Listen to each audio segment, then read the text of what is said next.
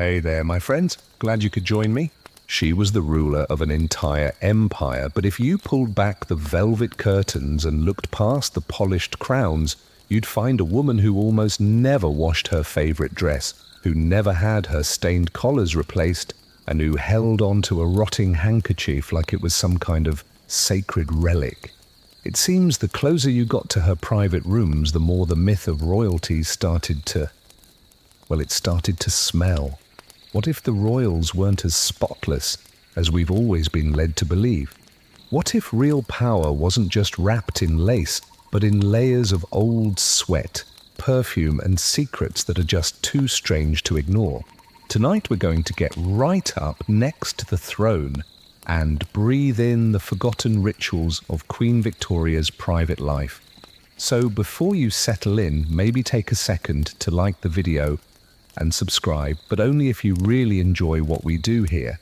I'd also love it if you'd let me in on where you're watching from and what time it is for you. It's always so fascinating to see who's tuning in from all around the globe. Now go ahead and dim the lights, maybe turn on a fan for some of that soothing background noise, and let's get into this journey together. If you were to step quietly into Queen Victoria's private chamber, the very first thing you'd notice wouldn't be the grandeur, but the air itself. It was thick, tired, and seemed to cling to everything it touched. The curtains just hung there, perfectly still, heavy with age, and the carpets looked like they were holding secrets deep down in their weave. You see, incense was absolutely forbidden whenever the Queen was around. She had this belief that fragrances were for ceremonies or for worshipping God, not for the privacy of everyday life. To her, a scent was just an indulgence, and she thought indulgence made a person's character weak. So the room just breathed in this heavy silence, soaked in an invisible weight that simply refused to leave. Her attendants, of course, obeyed this unspoken rule. They would never dare to light incense or even bring a bottle of perfume near her chair. Even just opening a window for too long was a risk, because a draft might irritate the Queen's health. The result was this completely airless world, one that trapped the faint smell of her skin, her gowns, and the wooden furniture that had absorbed her presence for years. The chamber felt like it was suspended somewhere between being clean and decaying, preserved more by fear than by actual care. It's almost funny to think that the ruler of an empire could be brought down, not by politics or a war, but by the smell of her own authority. Every single piece of furniture added to the scent. The velvet upholstery, which was once a rich, deep red, had turned dark from the oils on people's hands and the constant press of fabric. The lace curtains held on to dust that just wouldn't settle anywhere else. The canopy that hung over her bed, the one embroidered with gold thread, had soaked up countless nights of her stillness. To walk into this room was to step into air that remembered every single breath ever taken in it. The servants moved so carefully, polishing but never cleaning too deeply, dusting but never daring to disturb the past that had settled there. The odor wasn't foul enough to make you sick, but it was thick enough to remind you that you were breathing in the Queen's own private world. In our time, you might compare it to living in a mansion where every single air purifier has been turned off, just out of respect for tradition. The air is still expensive, you know, but it strangely is stale, an inheritance of old habits that were mistaken for dignity. This whole irony of luxury smelling like confinement feels both completely absurd and somehow, strangely, human. What was supposed to symbolize her restraint instead became this evidence of neglect, all wrapped up in ritual. During the long winters, candles had to replace the freshness that the windows couldn't provide. Their smoke would curl slowly up against the ceiling, mixing with the warmth of her breath and the faint, musky smell of wool. Every night added another thin layer to the air, this accumulation of time that was invisible but very, very real. Her attendants, trained to obey without a single hesitation, knew much better than to question any of it. They walked with their eyes lowered, breathing shallowly, being careful not to linger for too long near those heavy curtains.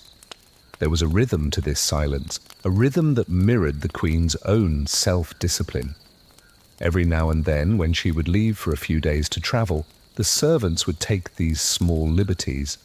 A quick opening of a window, a tiny puff of incense, and then a panicked rush to erase any evidence before she got back. They never, ever spoke of it out loud. The room seemed to hold on to memory like a pair of lungs holds air, only letting it go when it was forced to. There's something that feels quietly painful in the idea that loyalty could smell so stale. The objects in the room were silent witnesses to her habits. The writing desk smelled faintly of ink and old candle wax. The drapes that hung near her chair held the echo of tea that was spilled a long, long time ago. Even her gloves, which were left folded so neatly beside the bed, would release a scent of worn leather and the faintest touch of perspiration. These traces made the room feel personal, yet completely untouchable, intimate, yet so cold. To clean them would have felt like erasing her, but to leave them was to preserve her in her perfectly imperfect humanity. Visitors would sometimes mention the smell, though they did it very carefully, choosing words like old, or quiet, or lived in. No one ever dared to call it unpleasant. To criticize the Queen's air was like questioning her virtue. Cleanliness just wasn't her priority. Propriety was, and the distinction between those two things defined her more clearly than any law ever could. The body could endure discomfort, she believed, but a reputation had to remain spotless. Her air was her crown, invisible but absolutely sacred. In that stillness you could find the very essence of her rule. Her control reached into everything, even the things that couldn't be seen. The simplest act, like burning a stick of incense, became a test of loyalty, a measure of discipline. It was a world where even your own breath was bound by etiquette, where a scent could reveal the hierarchy more clearly than any title ever could.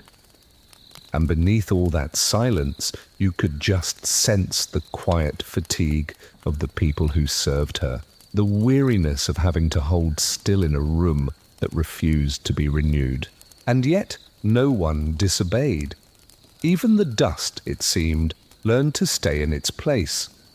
The Queen's belief in restraint didn't just define her actions, it defined the very air she lived in. The chamber was a reflection of her own nature, strong, unyielding, and completely unwilling to admit that comfort might be able to coexist with power. Her fragrance was the smell of endurance, and her perfume was the echo of habit. And so the room stayed, perfectly preserved in its imperfection, loyal to the will that ruled it. The room's scent told a story that words never could. It spoke of an empire that was held together by discipline and by silence. It lingered long after she had left, as if it was unwilling to let go of her ghost. It wasn't beauty that filled that chamber, but a stillness that dared not to change. The air around her throne was heavy with obedience, dense with time, and rich with the residue of her control. What had once started as just modest restraint had become this invisible crown that she could never take off. And somewhere beneath all that stillness, a softer kind of decay had already begun to spread. The chamber breathed in her authority, stale and completely undisturbed. It carried the quiet proof of how control could stain even the air itself. And yet, what rested against her pillow at night held an even deeper secret about just how far that stillness had truly reached.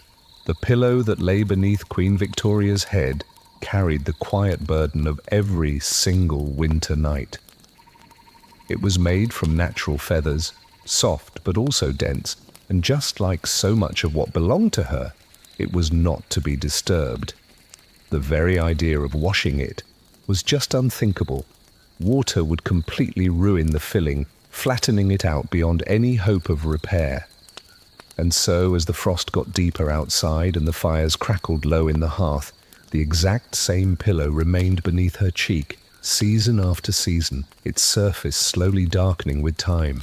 Every night, her head left behind a trace, a small circle of warmth that never quite disappeared. Her attendants were trained to touch the pillow only with the greatest of care. They changed the outer cloth, the pillowcase, very often, folding it neatly over the same old cushion, as if they were trying to hide what lay underneath. The fabric beneath that cover was never aired out or cleaned. It was only pressed and turned to try and maintain its shape. With every month that passed, the pillow grew heavier, and its scent became more distinct, a mixture of linen, hair oil, and the faint salt from her skin.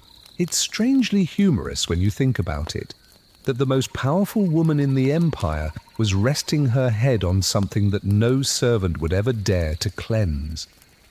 The winters in Britain were long and they were damp, and the chambers of the palace held on to their chill like stone. At night, the queen's body heat would soak into the bedding, leaving behind these small reminders of life in a world that valued appearance far more than freshness. The servants knew that any suggestion of washing it would be seen as disrespect, maybe even as a dangerous one. The pillow was a part of her, familiar and trusted, and to change it would mean disturbing a routine that was older than most of the people who were around her.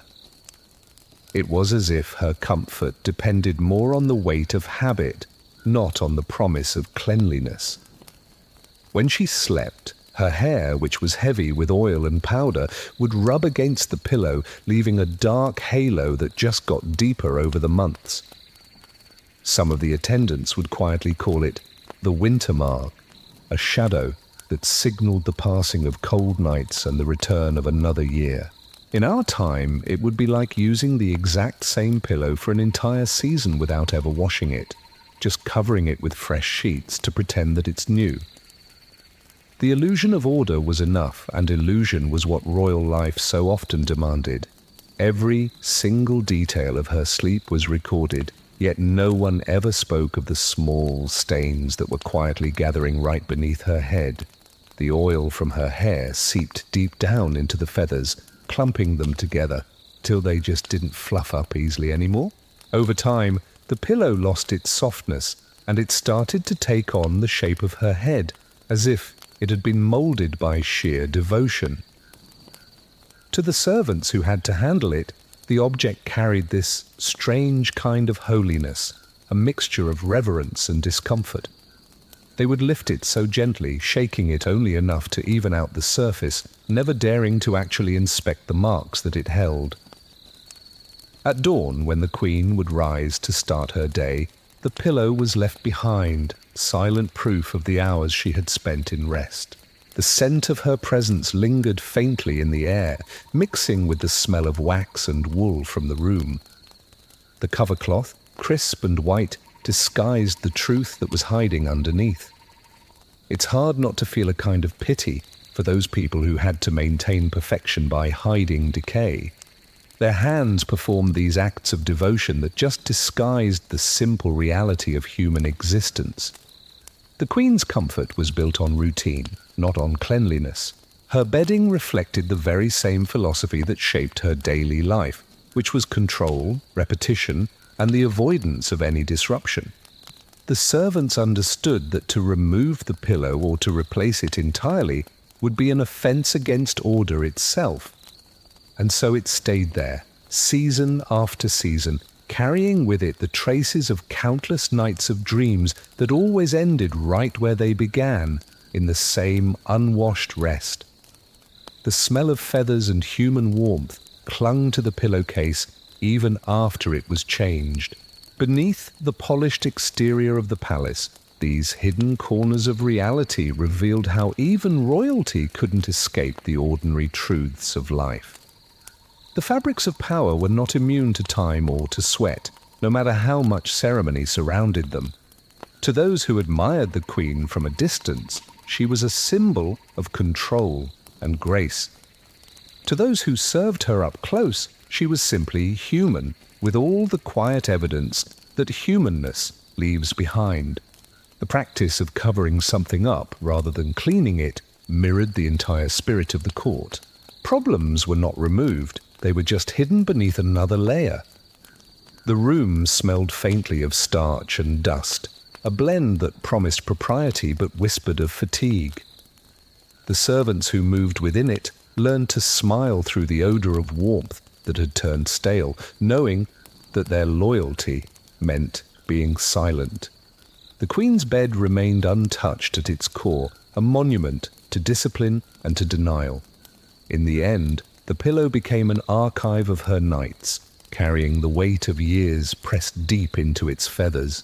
It was both a comfort and a secret, soft beneath her head but dark beneath its cover. Its silence said everything about the life it served, a life of power, of ritual, and of small private surrenders to habit. The pillow's quiet decay was hidden beneath the crisp white cloth that symbolized purity. But beneath it lay the truth, sealed and unspoken, just like the lives of those who tended to her while she slept. And while the Queen rested, the air around her learned to accept what couldn't be changed. The cushion that supported her became a relic of stillness, heavy with time and untouched by cleansing. It was proof that comfort in her world meant never disturbing what appeared to be perfect. And yet, deeper within her chamber, something even less touched was waiting, holding the same secrets of dust and silence. The mirror in Queen Victoria's bedroom didn't shine the way it once did. It stood there, tall and stately, right up against the wall, framed in a dark wood and trimmed with gold that was starting to fade. Years of breath, of candle smoke, and of dust had left their mark on its surface. The glass that was once so clear now had a film of grey over it, a soft kind of mist that blurred whatever it reflected, and no one dared to polish it completely. To touch the Queen's mirror too boldly was to risk offending her, and to leave it untouched was to show your respect. So the mirror just remained in that delicate balance between being used and being neglected, faithful but still imperfect. Every morning she would stand in front of it while her maids arranged her hair, and her dim reflection would just hover there like a memory instead of a real image. The light of a winter morning would slip through the curtains and strike the glass with a tired kind of glow. What she saw wasn't herself in full, but a softened version, where her outlines and shadows just melted into a haze. The mirror became less of a tool and more of a habit. Its dullness was familiar, even comforting, because it never revealed anything sharply enough to disturb the order of the day. It is strange to think that the ruler of an empire looked into a fog every single morning and saw that as clarity. The attendants who had to handle the mirror knew the boundaries. They might dust the frame very lightly or wipe the edges with a soft cloth, but they never dared to press hard or to use any moisture. Water might drip, it might stain, and worst of all, it might be seen as them overstepping their place. To clean what reflected the Queen herself was to intrude upon her person. The surface stayed veiled beneath this mist, a grey mask that hid both her age and the truth. The maids moved around it in silence, their eyes lowered, their hands busy with smaller duties that didn't challenge the air of sacred stillness. Over time, the haze on it just grew thicker. The glass didn't sparkle anymore, not even under the light of a candle. When the Queen leaned forward to adjust her brooch or her collar, the faintest outline of her face would just swim through the blur like a shadow under water. There was something soothing about it, something merciful. The softened image spared her from the fine lines that time had started to trace on her face. In modern terms, it would be like watching your reflection through a frosted window and calling it beautiful.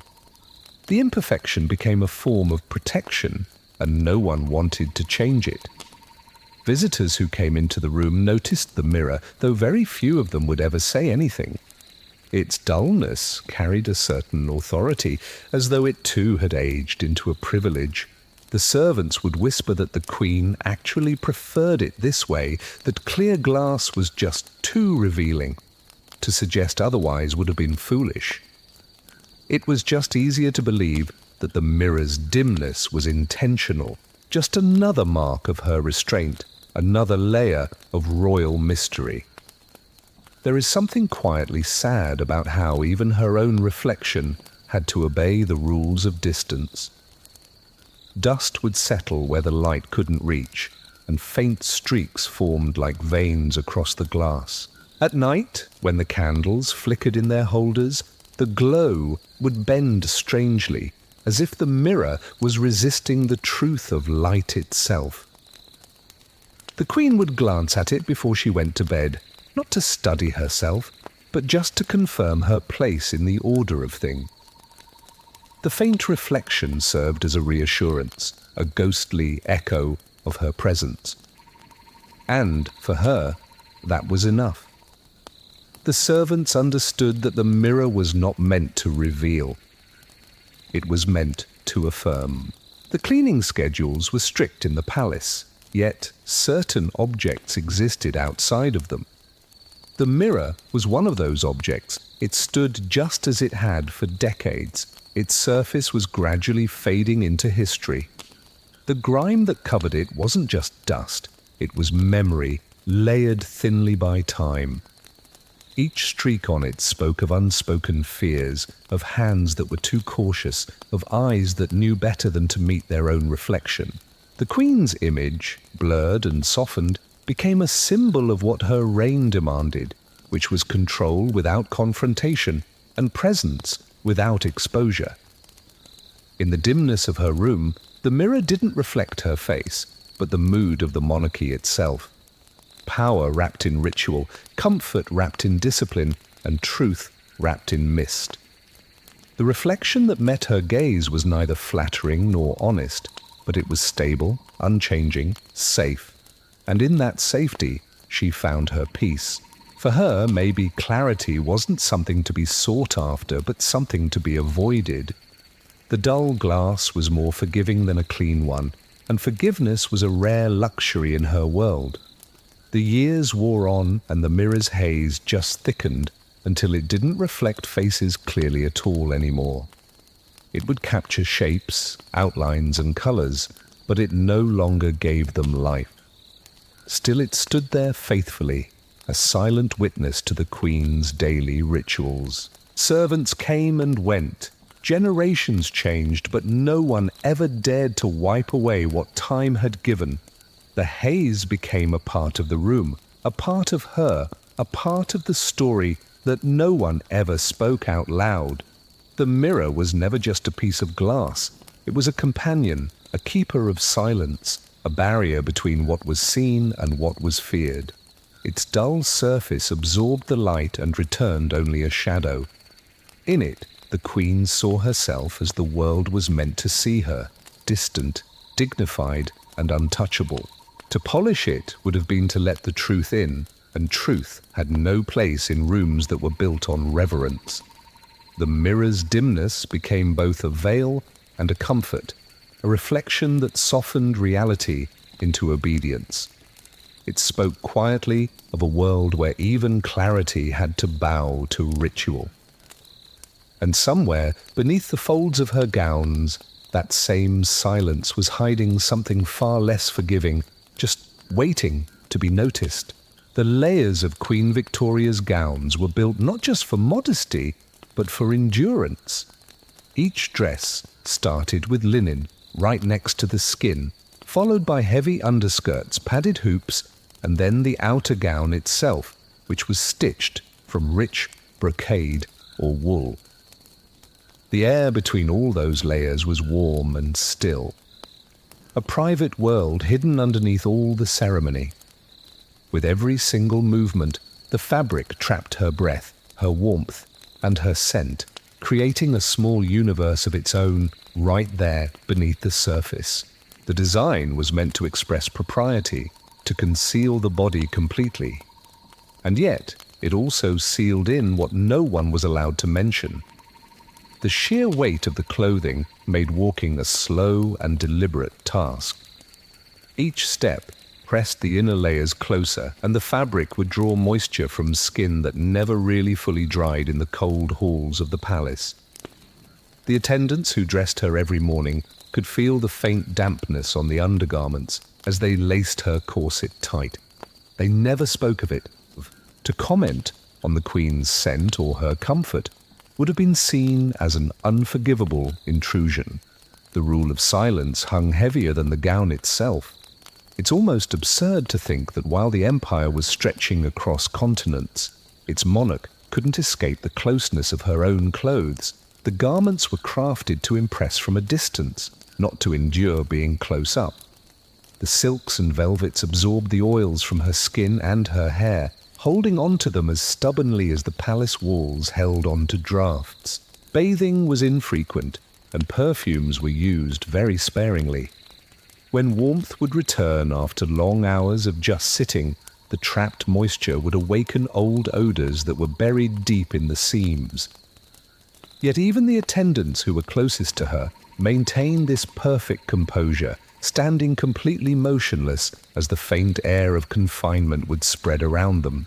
During ceremonies, the Queen's presence was marked by stillness and solemnity. The room would go quiet as she entered, her gowns whispering softly against the floor. Those who bowed close enough would sometimes catch a breath of the reality that was beneath the grandeur, a faint human scent that spoke of fabric that had been worn too long and skin that had been wrapped too tightly. In our time, it would be like wearing the same formal dress for weeks without ever washing it, convinced that dignity alone could keep it clean. But dignity doesn't wash fabric, and silk remembers more than silence can hide. The royal children, who were raised under this strict etiquette, learned very early on that such things were never to be acknowledged. They would curtsy, they would kiss her hand, and they would stand quietly, breathing through their noses as the air hung heavy around her. The courtiers were no different. Their admiration never wavered. Their words never even hinted at any discomfort. To them, propriety was the proof of loyalty, and endurance was its test. To speak of a smell was to cross the line between reverence and truth. There's something quietly tragic in how a love for a mother and a fear of a monarch could just blend into one long, airless silence. The tailors and maids who tended to her wardrobe understood the problem but had no power to correct it. Cleaning such garments required taking them completely apart, a task that was considered wasteful and disrespectful. Instead, the layers were brushed and aired out separately, but the innermost pieces rarely ever left the Queen's chamber. Over time, the fabric itself began to darken along the seams, subtle proof of years that were lived under this strict decorum. Each gown became a portrait of her persistence, beautiful from afar, but weary up close. The palace itself contributed to the problem. The fireplaces burned coal, filling the air with a soot that settled on everything, including her clothing. Even a freshly laundered piece of fabric would soon smell faintly of smoke and dust. And when that was combined with the warmth of the body, the odor became something unique, neither foul nor clean, just simply human, trapped in a ritual. The Queen tolerated it without any complaint. She believed that discomfort was a part of her duty, that the body existed to serve the crown, not itself. The servants moved carefully when they dressed her, their hands adjusting each fold in a practiced rhythm. They could smell what they were forbidden to name, but habit had just numbed their senses. To them, the scent of the gown became a part of the daily air, just like the wax from the candles or the polish on the furniture. They did their work with precision, never flinching, never speaking. What was personal to others became ceremonial to them. The Queen's gowns, though they were magnificent, were monuments of stillness. Each one bore the hidden cost of her image, the effort to appear untouched by time or by flesh. In truth, they carried both. The dampness that gathered beneath the layers was just as real as the gold thread that was woven into the seams. Every fabric held a memory. Every memory held a silence. And silence was what the court demanded. There were moments, especially during long audiences, when the room's warmth would grow too thick, and the reality beneath the silk would begin to rise. But even then, no one shifted or turned away.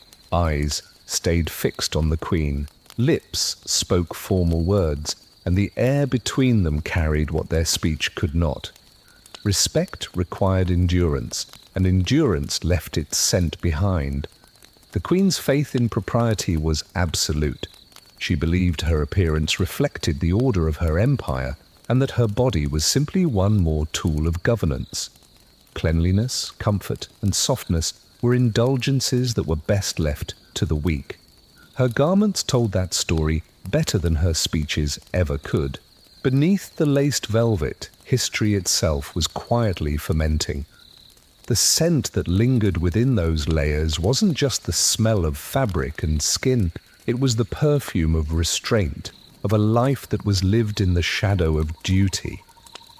It hung in the air long after she had left a room, faint but unmistakable, like a memory that was too loyal to fade. The layers of her gown carried the hidden cost of dignity, where fabric and flesh learned to coexist in silence. The air around her throne held the proof of that quiet burden, and beneath the surface of her palace, something else was waiting, where the scent of duty was beginning to mingle with the weight of rot. Meals for Queen Victoria were occasions of routine, not really pleasure. She often dined in her private rooms, seated on a cushioned chair or propped up in her bed, surrounded by trays of porcelain dishes and folded linens. The heavy folds of her gown would spill across the sheets or the floor, acting as both a tablecloth and a shield. It was within these layers that the remains of her meal would sometimes settle. A crumb here, a drop of sauce there, small remnants of a royal appetite hidden in plain sight. To brush them away without being told to would have been considered disrespectful. The Queen decided when things were to be touched, and until then, even a stain belonged to her. The meals themselves followed a strict timing and custom. Servants would carry in silver trays with a measured precision, setting them on stands near her chair. The Queen preferred to eat quietly, without any disturbance or fuss. When food slipped from her fork or her spoon, it would land softly on the folds of her skirt, absorbed by the layers of silk and wool. Those sitting near her noticed, of course, but their faces never revealed a thing. They were trained to treat every gesture, even the careless ones, as if they were sacred. It is almost comical that so much discipline surrounded a single piece of bread falling from the royal plate. When the meal was over, she would just continue her reading, her writing, or sometimes just sit in thought, completely unmoved by the crumbs that were resting against her dress. To change her garments was inconvenient. To ask her to do so was unthinkable. The same gown that bore the symbols of an empire also carried the quiet evidence of her lunch. The sauces left faint marks that got deeper with time, blending into the muted colors of the fabric. Even when the outer layer was brushed off later, the hidden folds beneath kept the memory. In the enclosed warmth of her chambers, these faint traces soon gave rise to a sour, lingering scent that just clung to the air. The attendants noticed it, of course. They could smell the faint mixture of food and perfume, a sweetness that had turned stale, but no one ever dared to mention it. Cleaning her gown required permission, and permission could often take days. Until then, they would just arrange the fabric neatly as it was, careful not to expose the darker patches that were hidden under the folds. The air around her chair held that quiet blend of fabric, food, and formality, a smell so delicate and yet so wrong that it became invisible through familiarity. In modern times, it would be like eating in a tailored evening gown every single day, and then keeping it unwashed for weeks, just out of pride. The absurdity of such a routine was masked by the rituals that defined her world. There was a rhythm to the way her meals unfolded. Servants carried plates in silence, replaced utensils, and retrieved the dishes without ever meeting her eyes. Their movements were rehearsed, their emotions sealed behind courtesy. When the Queen dropped a piece of bread or spilled a sip of tea, the ripple of unease that passed through the room was invisible, but it was real. No one dared to reach forward with a cloth. It was better to pretend that nothing had happened, to just trust that habit would make all things proper again. It's quietly unsettling how even crumbs could become symbols of untouchable authority. In the colder months, when the windows stayed shut and the fires burned low, the remnants of food would mingle with the smell of wool and candle wax. The faint acidity from spilled sauces slowly took hold, leaving behind an odour that grew sharper with each passing day. The Queen's dresses, which were often reused and rarely aired, absorbed these traces until they just became a part of their fabric. Her chair, draped in thick upholstery, carried the scent long after the meal had been cleared away. It lingered like an echo, barely noticeable at first, but then impossible to forget once you had sensed it. The servants who were tasked with maintaining her attire developed these quiet methods of control.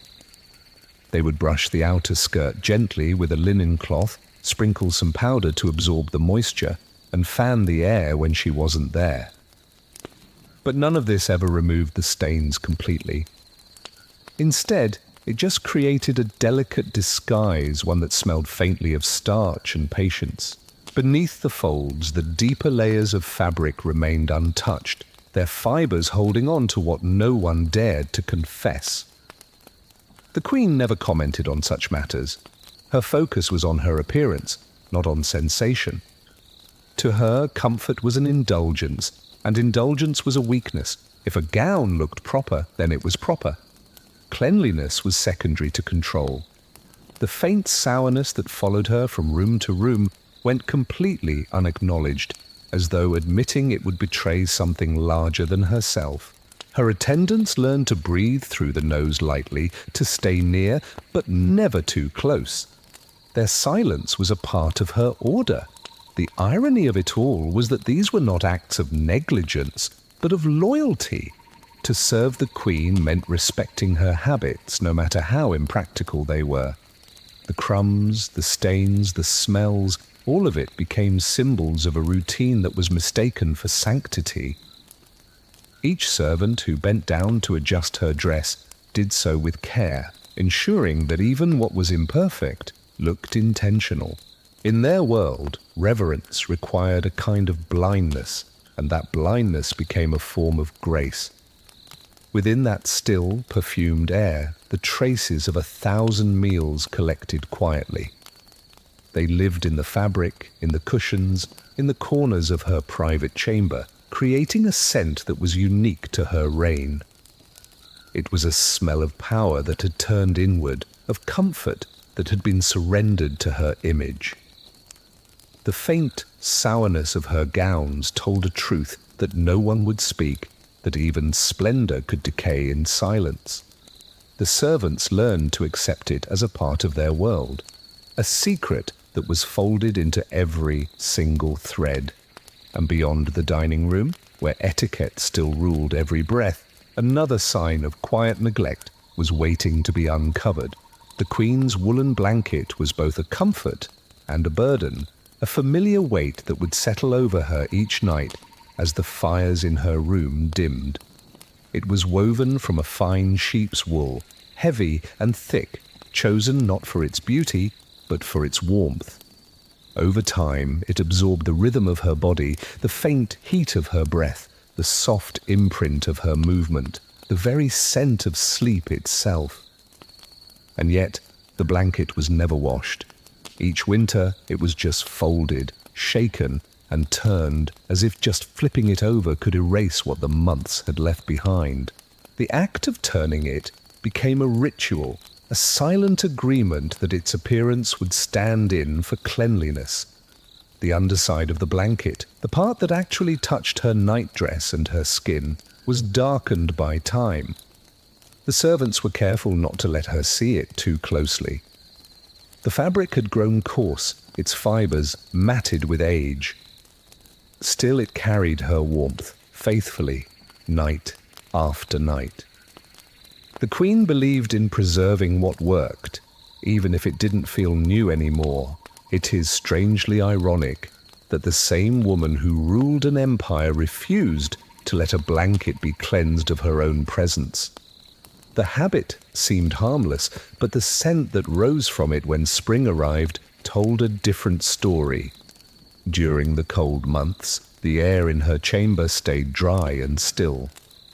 The fires burned coal that smoked lightly through the night, coating everything in a fine grey dust.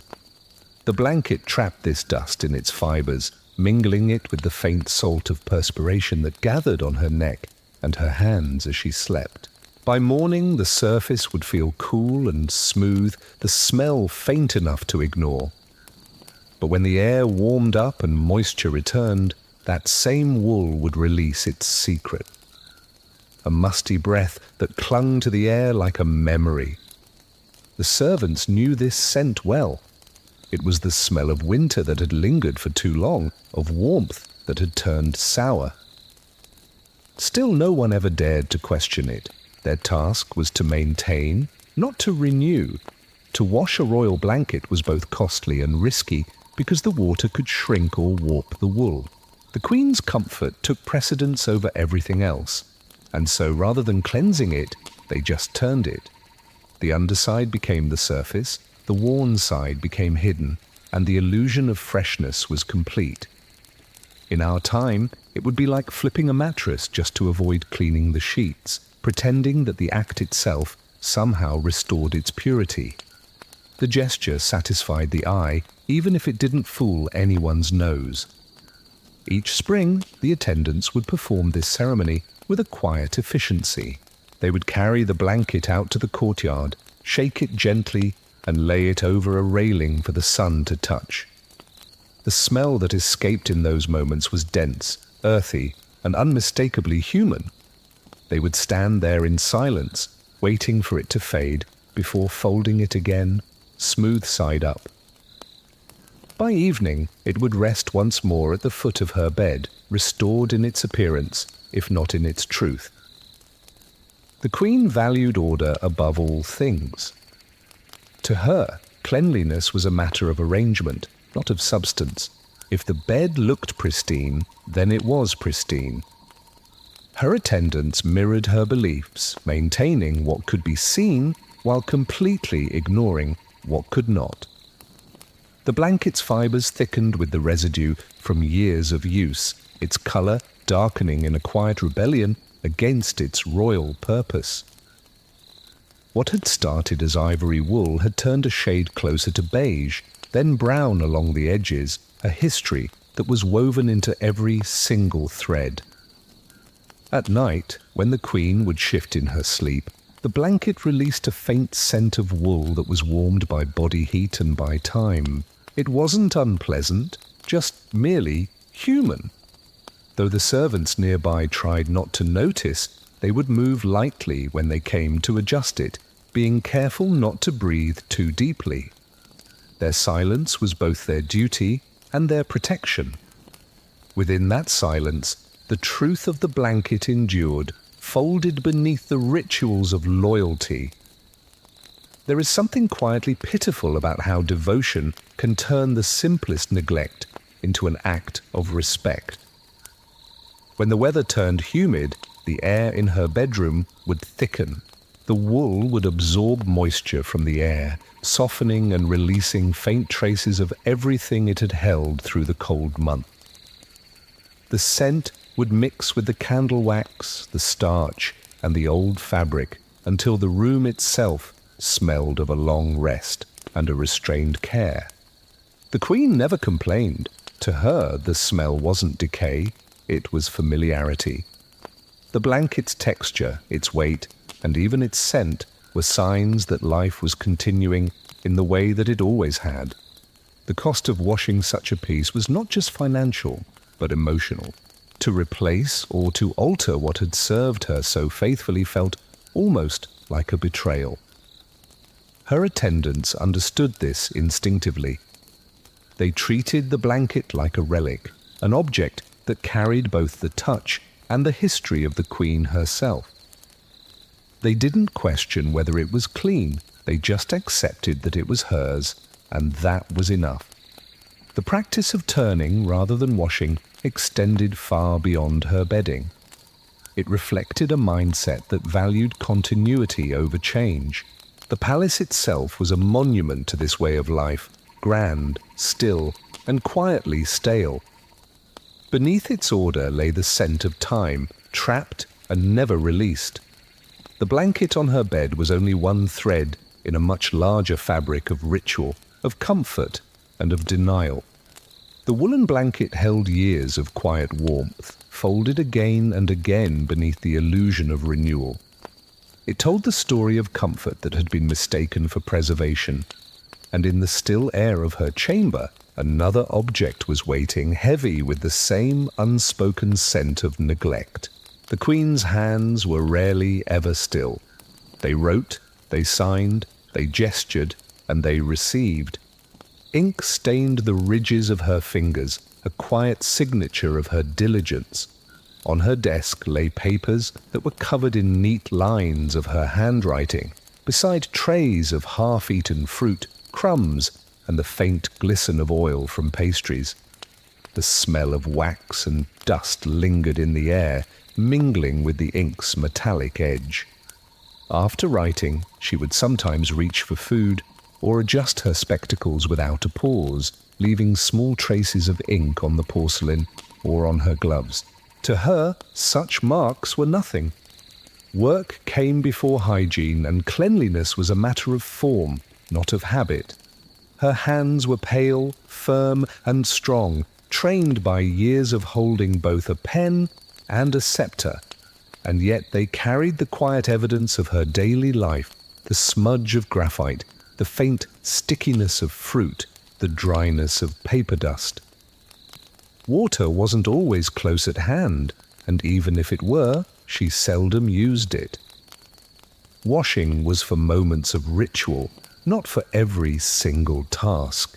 When her fingers would darken with ink or shimmer with grease, she would simply reach for the same cloth that lay folded right beside her desk. It was a hand towel of fine linen, embroidered at the corner, and it had not been washed in days. It's a small irony that the hand that ruled half the world left fingerprints that were made of ink and butter. The towel absorbed everything and gave nothing back. Each day it would take on new stains, some faint, some spreading like the ghosts of past meals and letters. It smelled faintly of paper, of oil, of the slow fading of soap. The servants noticed, of course, but no one ever dared to remove it. The cloth belonged to her routine, and to replace it without a command was to disrupt that sacred order. The fibers stiffened with use, the edges darkened by fingers that were wiped clean, but never truly cleansed. In modern times, it would be like wiping one's hands on the same napkin for an entire week and convincing yourself that its familiarity made it clean.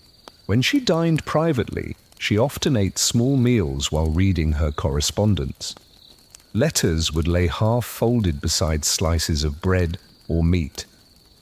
She would touch both without a thought, moving seamlessly between ink and food, between her duty and her appetite.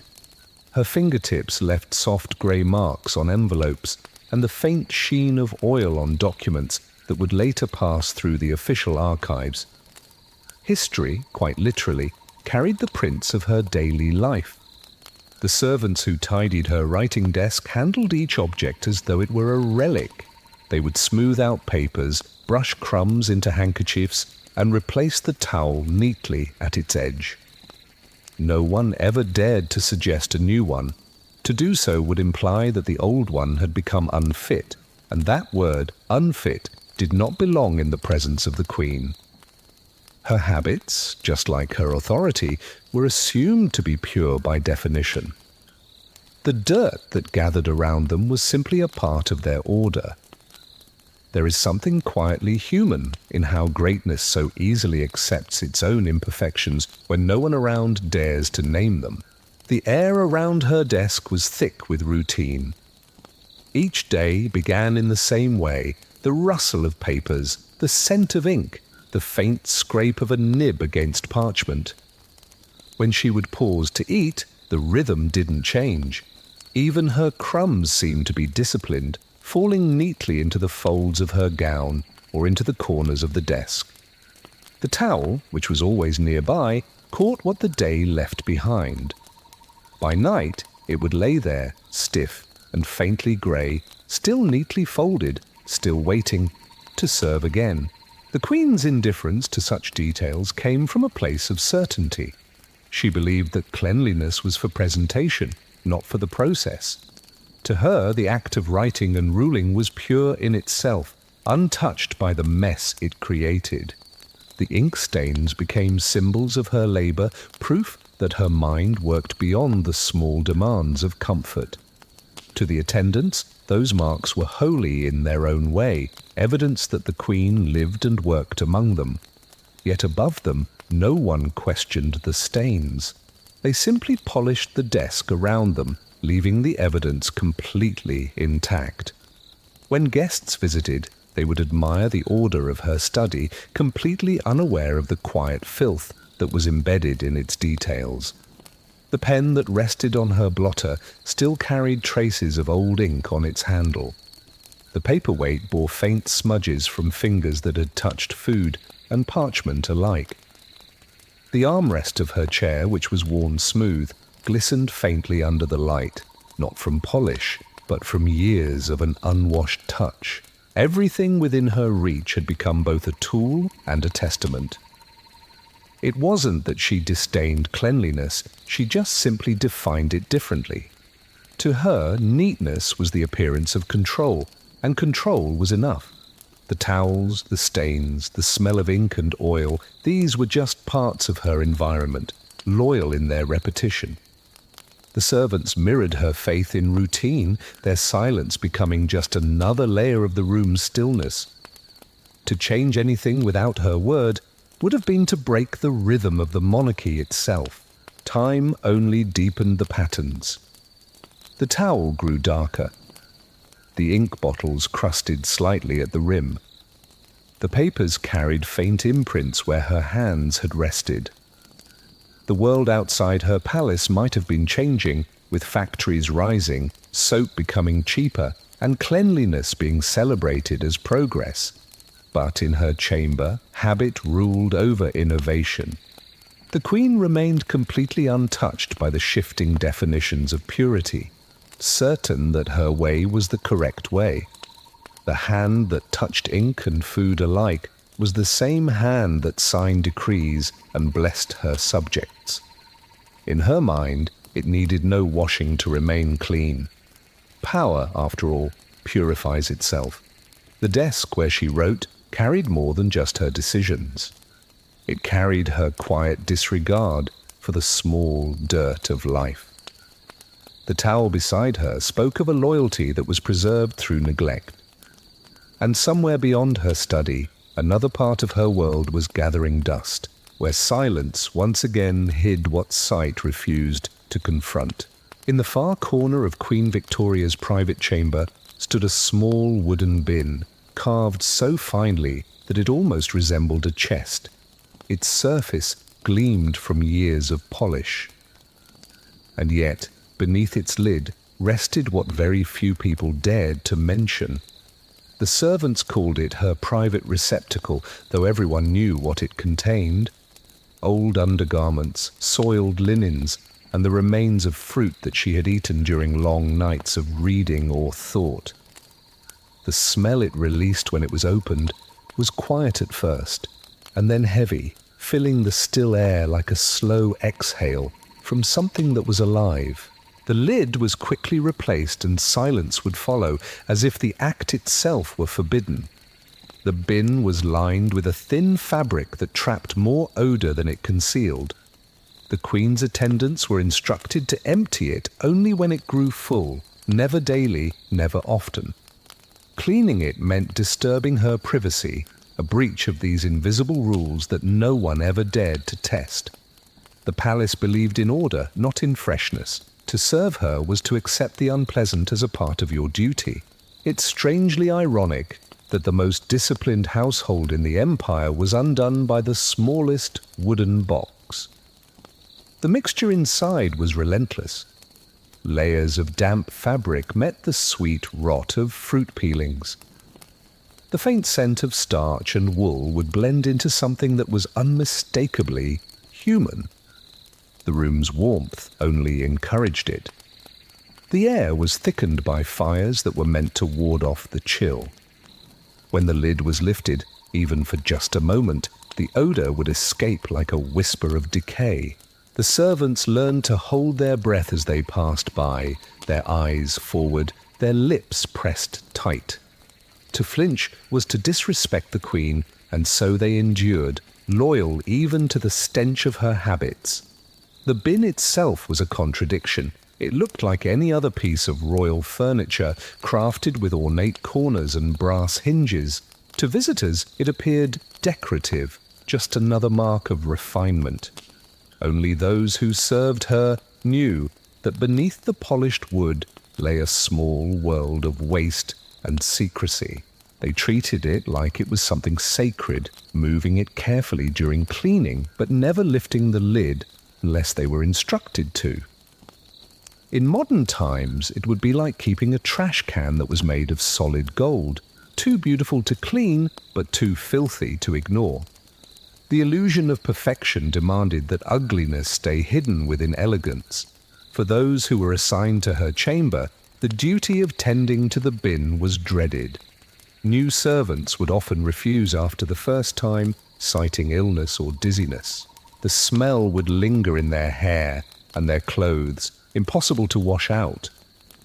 Older attendants would take their place, their senses dulled by years of habit. They worked with a quiet precision, turning away from the odor, focusing instead on the folds of her curtains or the dusting of her shelves. In this palace, even disgust became a routine. There is something quietly cruel about how devotion can teach people to stop smelling things at all. The Queen herself never mentioned the bin. It existed outside of her awareness, even though she knew it was there. The act of acknowledging it would have broken the illusion of the order that she lived within. To her, the world remained divided between what was seen and what was kept hidden. The bin belonged to the hidden side, a necessary imperfection that served its purpose quietly. Each morning, new fruit was brought in, letters were read, and undergarments were replaced, and the cycle just continued. The odor, faint but constant, settled into the room's fabric. The curtains, the cushions, and even the woolen rug beneath her bed absorbed traces of it. It would mix with the scent of old books and burnt candles, creating an air that no perfume could ever quite erase. The servants who entered the room each day grew used to it, their bodies adapting as though the smell had just become a part of the monarchy itself. To them, it was the scent of duty, and duty had no fragrance that was worth a complaint. Occasionally, when guests would arrive unexpectedly, the chambermaids would sprinkle vinegar water along the floor or light a small candle near the fireplace to try and disguise the smell.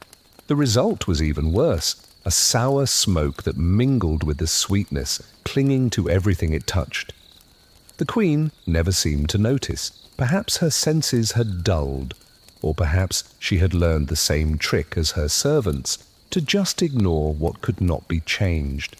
The waste itself revealed more than any speech about her reign ever could.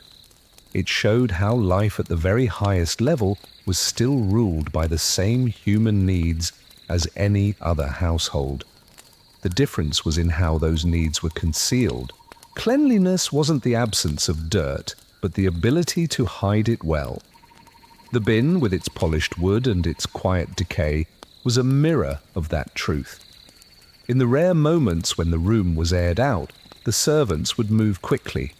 They would lift the lid, empty its contents into another container, and then hurry down the servants' corridor. Heads would turn away from the rising smell.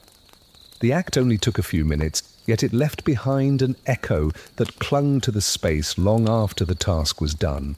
The room always returned to its stillness, pretending that nothing had happened. The Queen's private world was built on silence, and silence tolerated everything.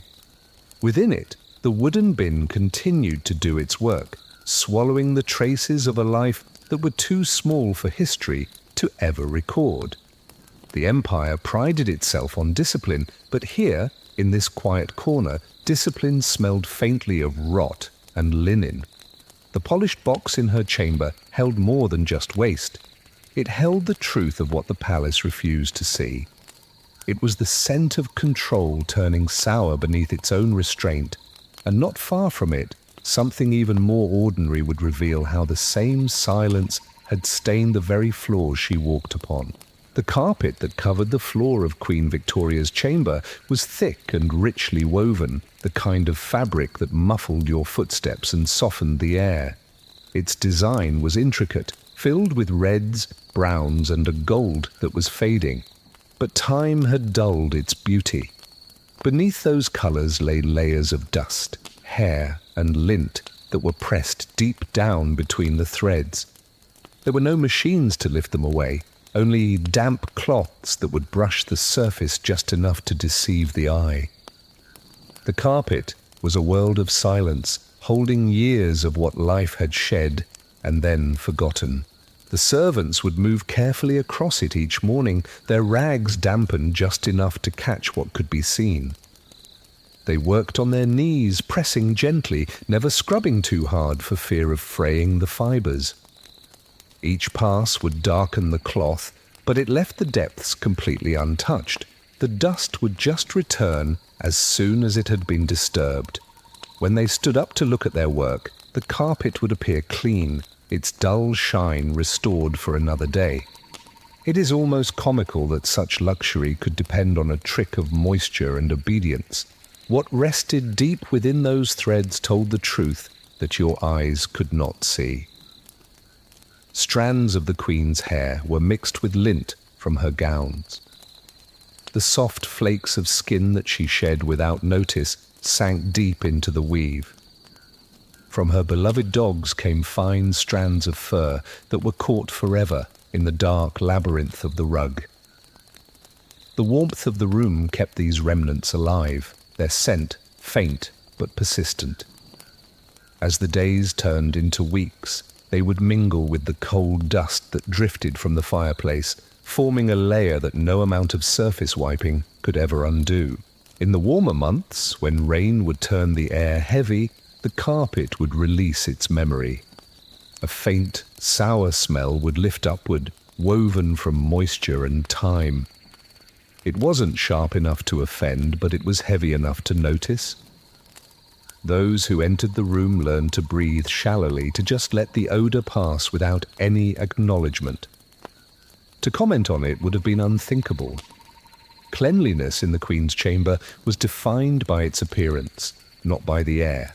In modern terms, it would be like cleaning only the very top of a rug for years, while pretending that the floor beneath it didn't even exist.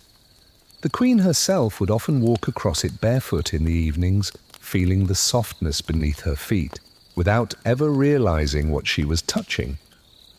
The fabric would give gently under her steps, warm and familiar.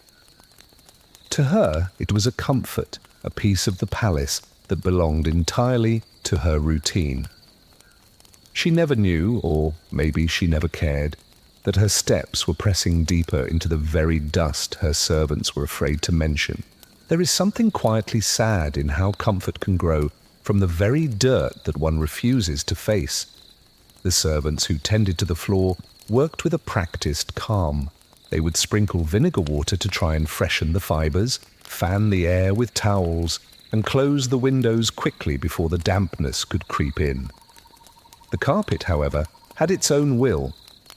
It held the scent of the room like a breath that was held for too long, only exhaling when the warmth of the fire would stir it. The Queen would sit nearby, her slippers resting lightly on its edge, unaware that each step she took had left its trace. The smell would change with the seasons. In the winter, it was faint, hidden beneath the cold smoke and wool. In the spring, when the humidity returned, the odor would deepen, rising up through the fibers, as though the carpet itself were alive. The servants knew that this was when it was at its worst. They would move quickly in those months, laying rugs of a lighter cloth on top to try and mask the scent. The cover was a lie, but it was an acceptable one. Cleanliness in the palace often meant covering, not curing. When the Queen's dogs would run across the room, their paws would press new marks into the weave. Hair would gather in clusters along the edges where the broom never reached. The servants would brush these corners lightly with cloths, always with their eyes downcast. They knew that to suggest a replacement would be met with refusal. The carpet was old, but it was hers, and the idea of discarding it felt like discarding history itself. The palace had become a museum of habit, each object revered not for its condition, but for its endurance. There were moments when guests would remark upon the faint odor in the room. They would call it the smell of time, a polite phrase that was meant to hide the truth. The Queen seemed unbothered, her sense of order completely unshaken. To her, comfort did not depend on freshness. The rug, just like her throne, symbolized permanence. Change was unnecessary when everything was already defined by discipline. The carpet beneath her feet was a quiet monument to that belief, unchanging, familiar, and slowly decaying. Over the years, layers built upon layers, a hidden history right underfoot. The servants came and went, each one leaving behind a little of themselves in the task of pretending it was clean. The Queen aged, her steps growing slower, but the carpet remained, breathing quietly beneath her life. Its surface would catch the morning light in muted tones, and beneath that stillness, the remnants of 1,000 days lay completely undisturbed. The carpet's scent became a part of the room's identity, a mixture of wool, dust, and the faint memory of warmth.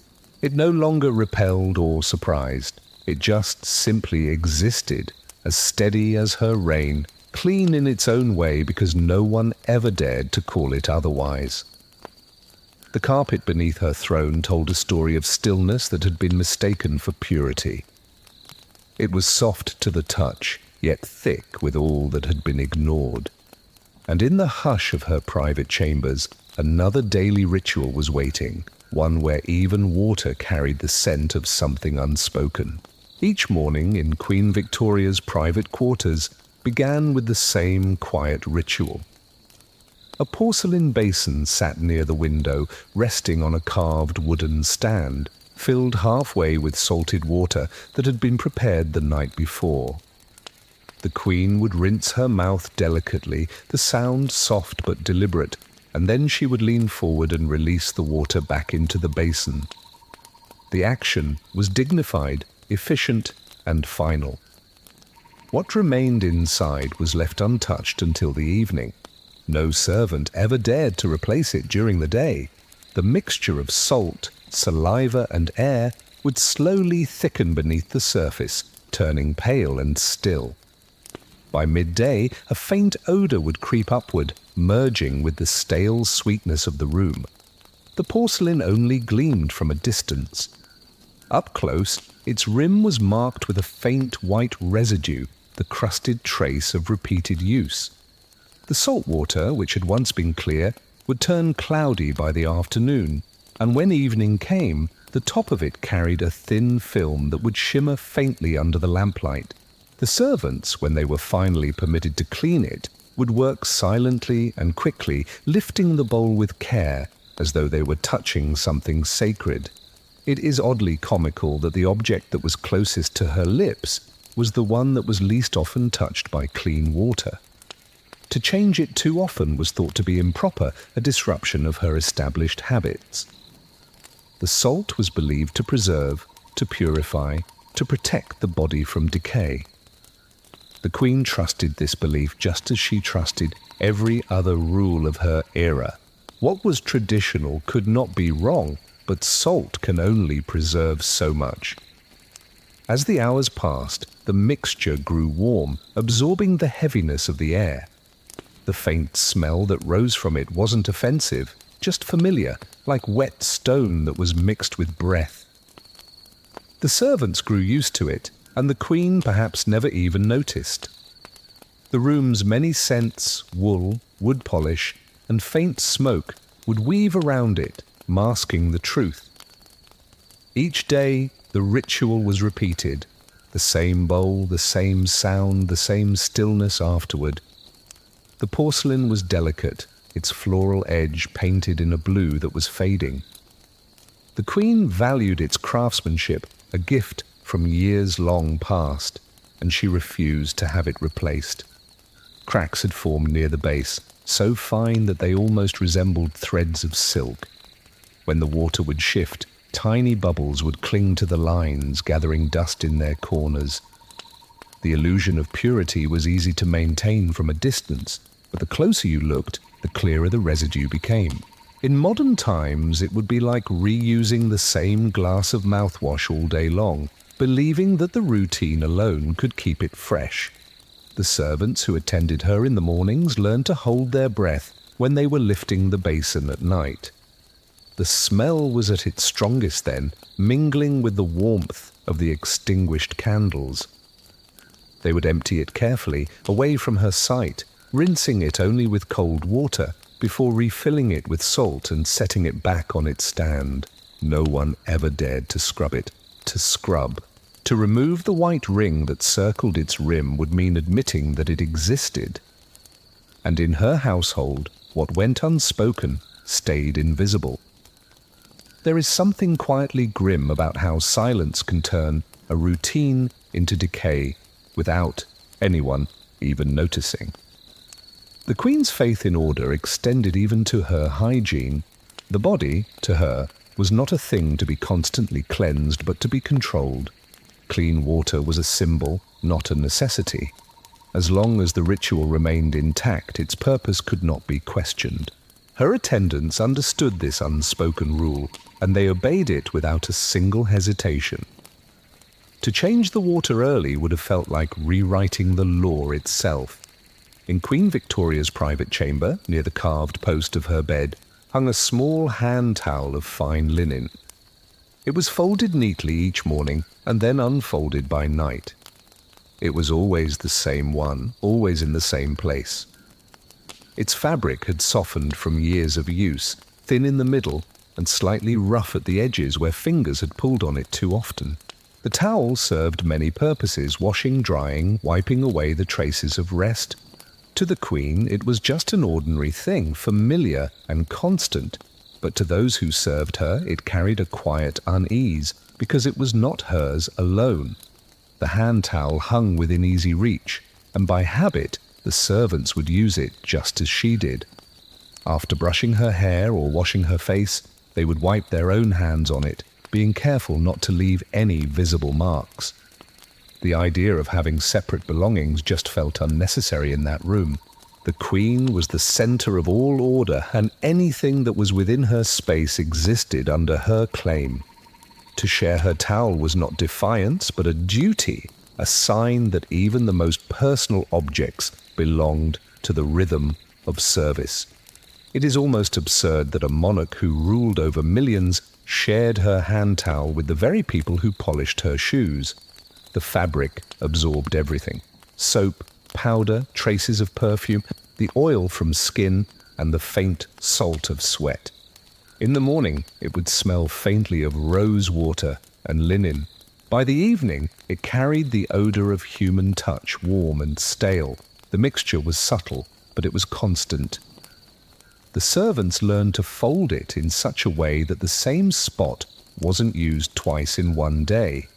And yet with time, all of the parts became the same, slightly damp, faintly discolored, and heavy with the residue of a life that was lived too closely together. The Queen never questioned this routine. To her, the hand towel was just simply there, an object of function rather than of thought. She believed that cleanliness came from discipline, not from isolation. The servants would imitate her conviction. They would wash her face with water that was scented with herbs, dry it carefully, and then wipe their own hands, as though the act itself made them pure. In a modern household, it would be like using one small towel for an entire family, and pretending that the routine itself was what kept it clean. Every evening, the towel was refolded and smoothed out before being hung back in its place. The servant who was responsible for this task treated it with the same reverence that was given to the Queen's clothing. To replace it without a command was unthinkable. A fresh towel would suggest that the old one had lost its worth, and nothing in her chamber was ever allowed to appear unworthy. The same threadbare piece remained through the seasons, washed only when its smell became too visible to ignore. Even then, the washing was done carefully by hand, so as not to damage the embroidery at its corner, a monogram that had started to fade a long time ago. The servants would speak of it in whispers, calling it the shared cloth. It was a symbol of a nearness that they had never sought, proof of their position in her world. To wipe one's hands where the Queen's face had rested was to cross a line that existed, yet could not be named. Still they obeyed, because the towel was not merely an object. It was a part of her presence, a part of the invisible boundary that kept their lives tied to hers. There is something quietly disturbing in how reverence can make even a shared hand towel feel sacred. At times, the towel would retain traces of the scented powder she used before bed. The servants would notice how its fragrance would dull throughout the week, replaced by the earthy smell of damp fabric.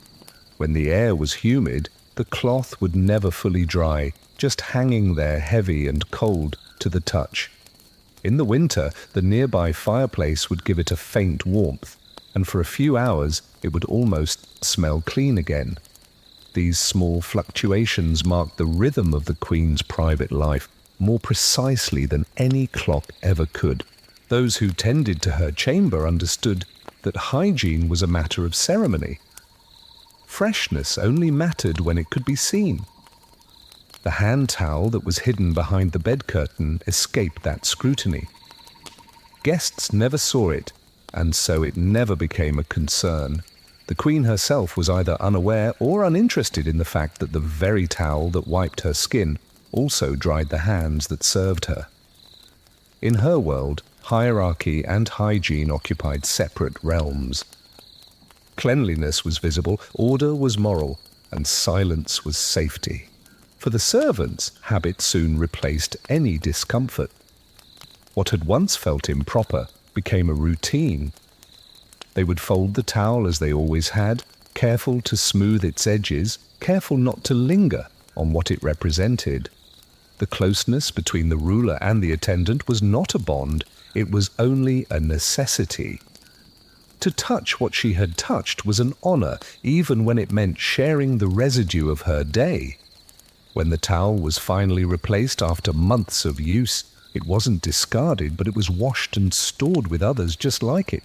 These relics of her daily routine accumulated quietly in the servants' quarters, each one carrying faint traces of the Queen's life, of powder, of perfume, and of skin that was too finely lived to even notice its own decay.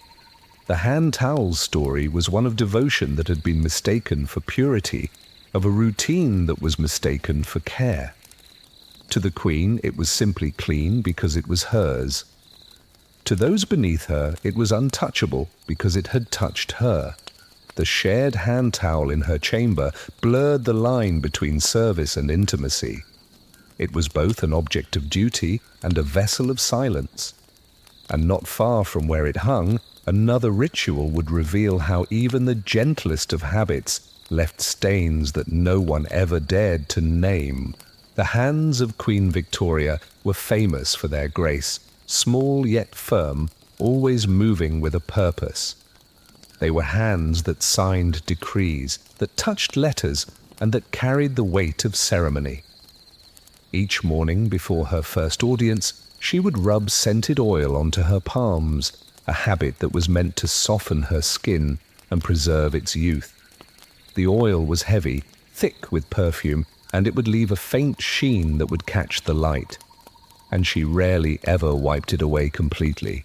To her, the fragrance was a refinement, a mark of care. To everyone else, it was something else entirely. The scent would fill her chamber after the ritual, lingering long after she had left. The bottles on her vanity were ornate, some of them imported from France, others blended by the palace apothecaries. The oils contained almond, rose, and musk, all mixed with animal fat to make sure that they would stay on the skin. Her fingers would shine slightly afterward, pale and luminous against the polished wood of her desk. The servants said that they could tell when she had passed through a room by the faint smell of oil that followed her. It's strangely amusing that the same hands that ruled an empire left fingerprints wherever they went, both in ink and in scent. As the hours passed, the oil would lose its glow, but not its presence. It held fast to her skin, trapping dust, ink, and faint traces of powder. The fingertips that had touched books, pens, and paper would begin to darken subtly with each movement.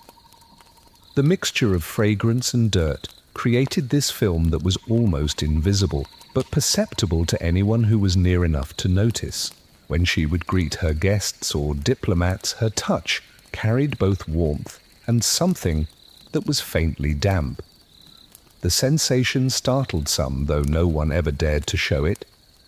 In today's world, it would be like shaking hands with someone who mistook lotion for cleanliness. The Queen herself never considered it a flaw. To her, the oil symbolized dignity, gentility, and the care that was expected of a monarch. Her hands were not to bear the roughness of work or the dryness of age. The faint residue was a small price to pay for beauty. She believed that the scent of her hands carried grace, as though each touch might spread civility itself. Her servants would reinforce this illusion by complimenting the fragrance and pretending not to see the smudges of ink or the specks of dust that clung to her palms. There is a quiet sadness in how power can make small imperfections seem like virtues. Her daily routine left the oil embedded in everything she touched. The edges of documents bore faint fingerprints. The handles of her pens shone with the gloss of repeated contact, and even the pages of her journals absorbed the smell of rose and musk. Objects in her chamber seemed to remember her touch for longer than she did herself. When the servants would polish her desk, they did so gently, afraid to erase too much. They would speak in low voices about the residue that was left behind, how it never quite faded, how every wipe left behind the same faint shimmer. During meals, she would handle her silverware lightly, never realizing that the oil from her skin was dulling its shine. The servants would wipe the utensils afterward, but the scent persisted. It would seep into her gloves, into her lace, into everything that came near her. The faint combination of perfume and skin became so familiar that no one ever questioned it. It was, in a way, the fragrance of royalty. When she would touch her face or adjust her veil, the oil would leave marks that were invisible to her but evident to others. Her reflection in the mirror showed no flaw, only smoothness and a glow. But in the eyes of those who stood close, her hands were living relics of her habits, beautiful but never quite clean. Some foreign visitors would remark in their private letters that her handshake felt unusual, soft, warm, and, as one ambassador described it, slightly adhesive. The Queen remained unaware, or perhaps just indifferent. Her composure made every gesture seem intentional, and even discomfort seemed improper to acknowledge in her presence. The courtiers simply accepted it as one more part of her mystique, another layer of the monarchy's distance from ordinary flesh. In quieter moments, when she would write in her diary or handle her correspondence, the film on her fingers would thicken with the scent of ink. Specks would darken the grooves of her nails. The towel near her desk absorbed the remnants each night, but never completely. The servants who were tasked with replacing it noted how the fabric would grow heavy with oil, its threads slick and faintly yellowed over time. To them, the Queen's touch lingered like a watermark, impossible to wash away. The oil she favoured promised youth, and in that promise she believed. Her hands remained soft well into her old age, though beneath the surface the skin had absorbed decades of this mixture: dust, perfume, sweat, and memory. The same oils that preserved her grace also trapped her mortality, invisible but constant. The hands that greeted the world became symbols of a rule that shone on the surface, yet hid the weight of what clung beneath. The Queen's belief in ritual defined everything that she touched. To cleanse too often would have meant change, and change was what she feared the most. The scent of her hands, the faint film that they carried, became a part of who she was, half fragrance, half flesh, and entirely empire. The oil on her hands told a story that her mirrors never could. It clung to paper, to people, to the very illusion of refinement itself. And somewhere beyond her reach, another object in her room was gathering that same invisible layer, waiting quietly to betray the truth of what she thought was pure. At the back of Queen Victoria's neck, beneath the weight of her dark hair, was a place that few people ever saw, and that no one ever spoke of. Her hair was thick, pinned, and twisted into these careful arrangements each morning, and then it was released only at night when her attendants would brush it out in long, silent strokes. Beneath those layers, the skin of her neck and her upper back rarely ever met the fresh air. When she would bathe, her maids would wipe gently with damp cloths that were dipped in rose water, being careful never to disturb the pinned curls that marked her dignity. The result was inevitable. The nape of her neck became a forgotten corner of her body, hidden beneath beauty, quietly collecting what the eye could not see. The air beneath her hair was warm and still. Sweat would gather there during the long hours she spent in heavy gowns, and the oil from her scalp would travel downward, settling on her skin. Over the days, the mixture would thicken into a faint film that clung stubbornly to the curve between her shoulders. Each evening, her maids would brush her hair carefully, the scent of lavender oil filling the room, but they would never wipe the skin beneath it. To touch the Queen's neck without permission was to overstep, and no one ever dared. It is almost ironic that the woman who ruled over oceans carried a small tide of her own making right there beneath her hair.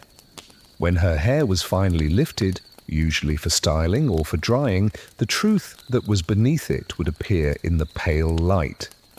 The skin was soft, but it was dulled.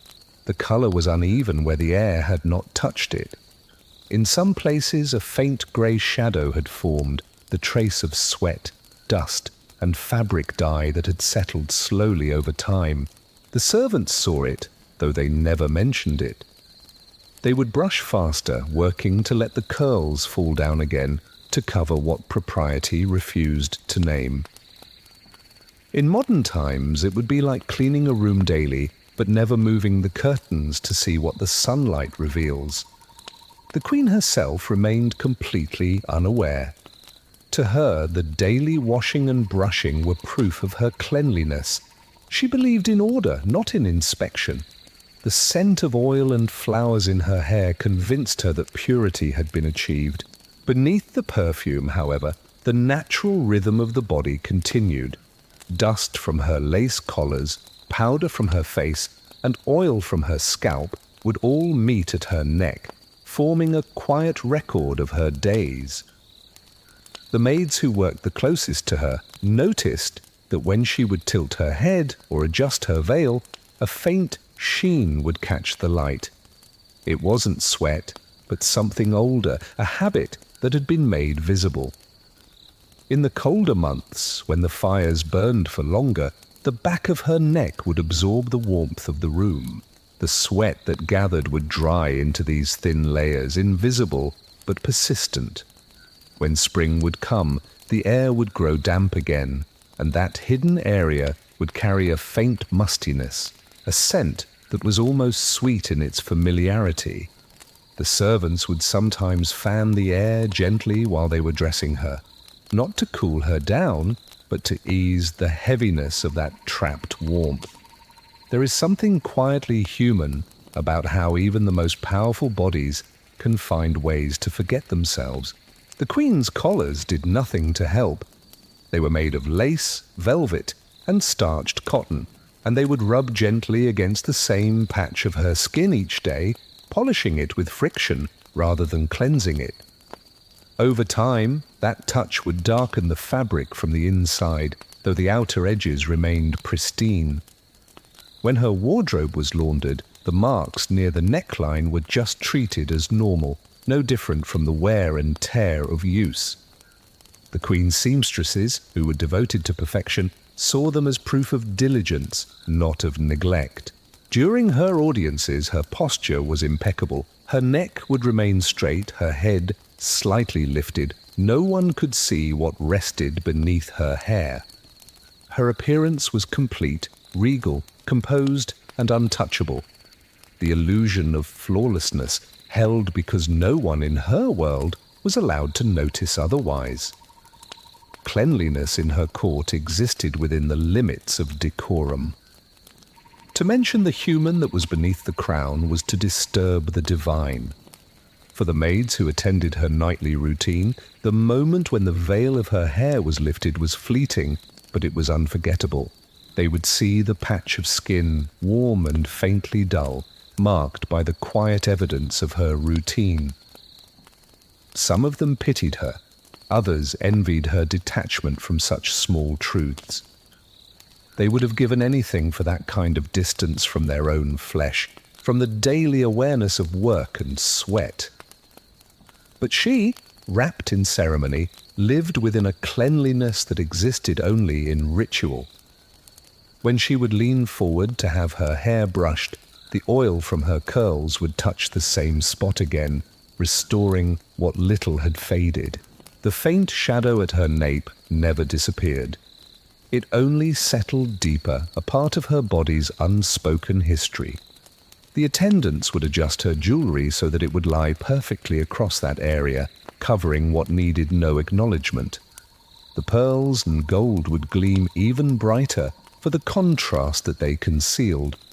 In her later years, the mark beneath her hair grew darker, more defined. The maids began to use more scented water, but the fragrance would only blend with the natural odor of her skin. The result was strangely intimate, the scent of age mixed with roses and wool. The Queen, now older and less observant, no longer cared for such details. She spoke of duty, of her legacy, of the empire's strength, but never of the body that carried it. Each day she presented herself as spotless, untouched, and unchanging. And yet, behind the curtain of her hair, the truth lingered, a small, soft reminder that even monarchs live in the quiet accumulation of what they forget to cleanse. The nape of her neck told a truth that her crown could not hide. It was where power met neglect, where ritual lost to the body's own persistence. And somewhere near that same skin, another hidden habit would soon reveal how even beauty carried the trace of decay. At the back of Queen Victoria's neck, beneath the weight of her dark hair, was a place that few people ever saw and that no one ever spoke of. Her hair was thick, pinned, and twisted into these careful arrangements each morning, and then it was released only at night when her attendants would brush it out in long, silent strokes. Beneath those layers, the skin of her neck and her upper back rarely ever met the fresh air. When she would bathe, her maids would wipe gently with damp cloths that were dipped in rose water, being careful never to disturb the pinned curls that marked her dignity. The result was inevitable. The nape of her neck became a forgotten corner of her body, hidden beneath beauty, quietly collecting what the eye could not see. The air beneath her hair was warm and still. Sweat would gather there during the long hours she spent in heavy gowns, and the oil from her scalp would travel downward, settling on her skin. Over the days, the mixture would thicken into a faint film that clung stubbornly to the curve between her shoulders.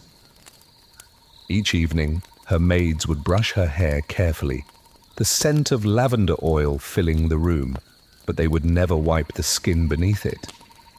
To touch the Queen's neck without permission was to overstep, and no one ever dared. It is almost ironic that the woman who ruled over oceans carried a small tide of her own making right there beneath her hair. When her hair was finally lifted, usually for styling or for drying, the truth that was beneath it would appear in the pale light. The skin was soft, but it was dulled. The color was uneven where the air had not touched it.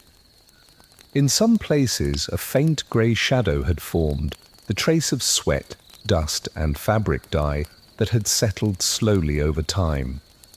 The servants saw it, though they never mentioned it. They would brush faster, working to let the curls fall down again, to cover what propriety refused to name. In modern times, it would be like cleaning a room daily, but never moving the curtains to see what the sunlight reveals. The Queen herself remained completely unaware. To her, the daily washing and brushing were proof of her cleanliness. She believed in order, not in inspection. The scent of oil and flowers in her hair convinced her that purity had been achieved. Beneath the perfume, however, the natural rhythm of the body continued. Dust from her lace collars, powder from her face, and oil from her scalp would all meet at her neck, forming a quiet record of her days. The maids who worked the closest to her noticed that when she would tilt her head or adjust her veil, a faint sheen would catch the light. It wasn't sweat, but something older, a habit that had been made visible. In the colder months, when the fires burned for longer, the back of her neck would absorb the warmth of the room. The sweat that gathered would dry into these thin layers, invisible but persistent. When spring would come, the air would grow damp again, and that hidden area would carry a faint mustiness, a scent that was almost sweet in its familiarity. The servants would sometimes fan the air gently while they were dressing her, not to cool her down, but to ease the heaviness of that trapped warmth. There is something quietly human about how even the most powerful bodies can find ways to forget themselves. The Queen's collars did nothing to help. They were made of lace, velvet, and starched cotton, and they would rub gently against the same patch of her skin each day, polishing it with friction rather than cleansing it. Over time, that touch would darken the fabric from the inside, though the outer edges remained pristine. When her wardrobe was laundered, the marks near the neckline were just treated as normal, no different from the wear and tear of use. The queen's seamstresses, who were devoted to perfection, saw them as proof of diligence, not of neglect. During her audiences, her posture was impeccable. Her neck would remain straight, her head slightly lifted. No one could see what rested beneath her hair. Her appearance was complete, regal, composed, and untouchable. The illusion of flawlessness held because no one in her world was allowed to notice otherwise. Cleanliness in her court existed within the limits of decorum. To mention the human that was beneath the crown was to disturb the divine. For the maids who attended her nightly routine, the moment when the veil of her hair was lifted was fleeting, but it was unforgettable. They would see the patch of skin, warm and faintly dull, marked by the quiet evidence of her routine. Some of them pitied her, others envied her detachment from such small truths. They would have given anything for that kind of distance from their own flesh, from the daily awareness of work and sweat. But she, wrapped in ceremony, lived within a cleanliness that existed only in ritual. When she would lean forward to have her hair brushed, the oil from her curls would touch the same spot again, restoring what little had faded. The faint shadow at her nape never disappeared. It only settled deeper, a part of her body's unspoken history. The attendants would adjust her jewelry so that it would lie perfectly across that area, covering what needed no acknowledgement. The pearls and gold would gleam even brighter for the contrast that they concealed. In her later years, the mark beneath her hair grew darker, more defined. The maids began to use more scented water, but the fragrance would only blend with the natural odor of her skin. The result was strangely intimate, the scent of age mixed with roses and wool. The queen, now older and less observant, no longer cared for such details. She spoke of duty, of her legacy, of the empire's strength, but never of the body that carried it. Each day she presented herself as spotless, untouched, and unchanging. And yet, behind the curtain of her hair, the truth lingered, a small, soft reminder that even monarchs live in the quiet accumulation of what they forget to cleanse. The nape of her neck told a truth that her crown could not hide. It was where power met neglect, where ritual lost to the body's own persistence. And somewhere near that same skin, another hidden habit would soon reveal how even beauty carried the trace of decay.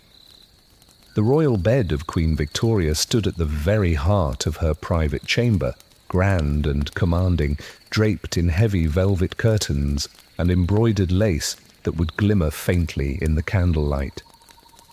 Its frame was carved from a dark oak, polished so thoroughly that it reflected even the dimmest of glows. It was a bed that was designed to display comfort and dignity, not frailty or imperfection. Every morning her attendants would arrange the covers with a ritualistic precision, smoothing out every single crease until the surface looked completely untouched. Each pillow was fluffed, each fold was set just right, and every trace of human use was made to disappear. But beneath that appearance of purity, the bed harbored what no one ever dared to mention. Within its softness lived the quiet hum of a life unseen, the kind of life that comes naturally to warmth, to stillness, and to silence. Her bedding was made from the finest of materials, wool, feather, and cotton, each one chosen for its softness and luxury. They absorbed warmth and moisture. They cushioned the weight of the body, and over the years they became dense with memory. The quilts grew heavy with time, their seams thick with invisible dust. The down pillows, which had once been as white as snow, had turned the faint colour of candle smoke. And though the queen slept peacefully above them, beneath that surface, the air moved with creatures that were too small to see, too insignificant to even acknowledge. No one in her court ever spoke of fleas or mites or bedbugs. To name them was to suggest decay, and decay had no place near the throne. It is strangely comical that the most powerful woman in the world shared her rest with what she would never have allowed into her presence while she was awake. Each night, the attendants would turn down the bed with a careful ceremony. They would lift the covers, shake them lightly, and brush away what the eye could see. Specks of ash, stray hairs, tiny flecks of powder.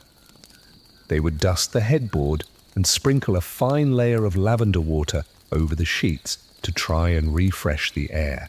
The scent would fill the room, covering whatever else might have lingered, but powder and perfume could not change the nature of what was hiding below. The mattress, which was stuffed with layers of wool and horsehair, was rarely ever aired out.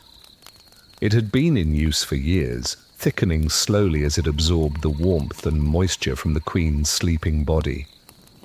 Each night added another layer of life to its fibers, another faint trace of what would never be cleaned away. The maids who tended to her bedding were not permitted to lift the mattress. To disturb it was to cross a boundary, to risk revealing something that could never be unspoken. The Queen's rest was sacred, and her bed was untouchable.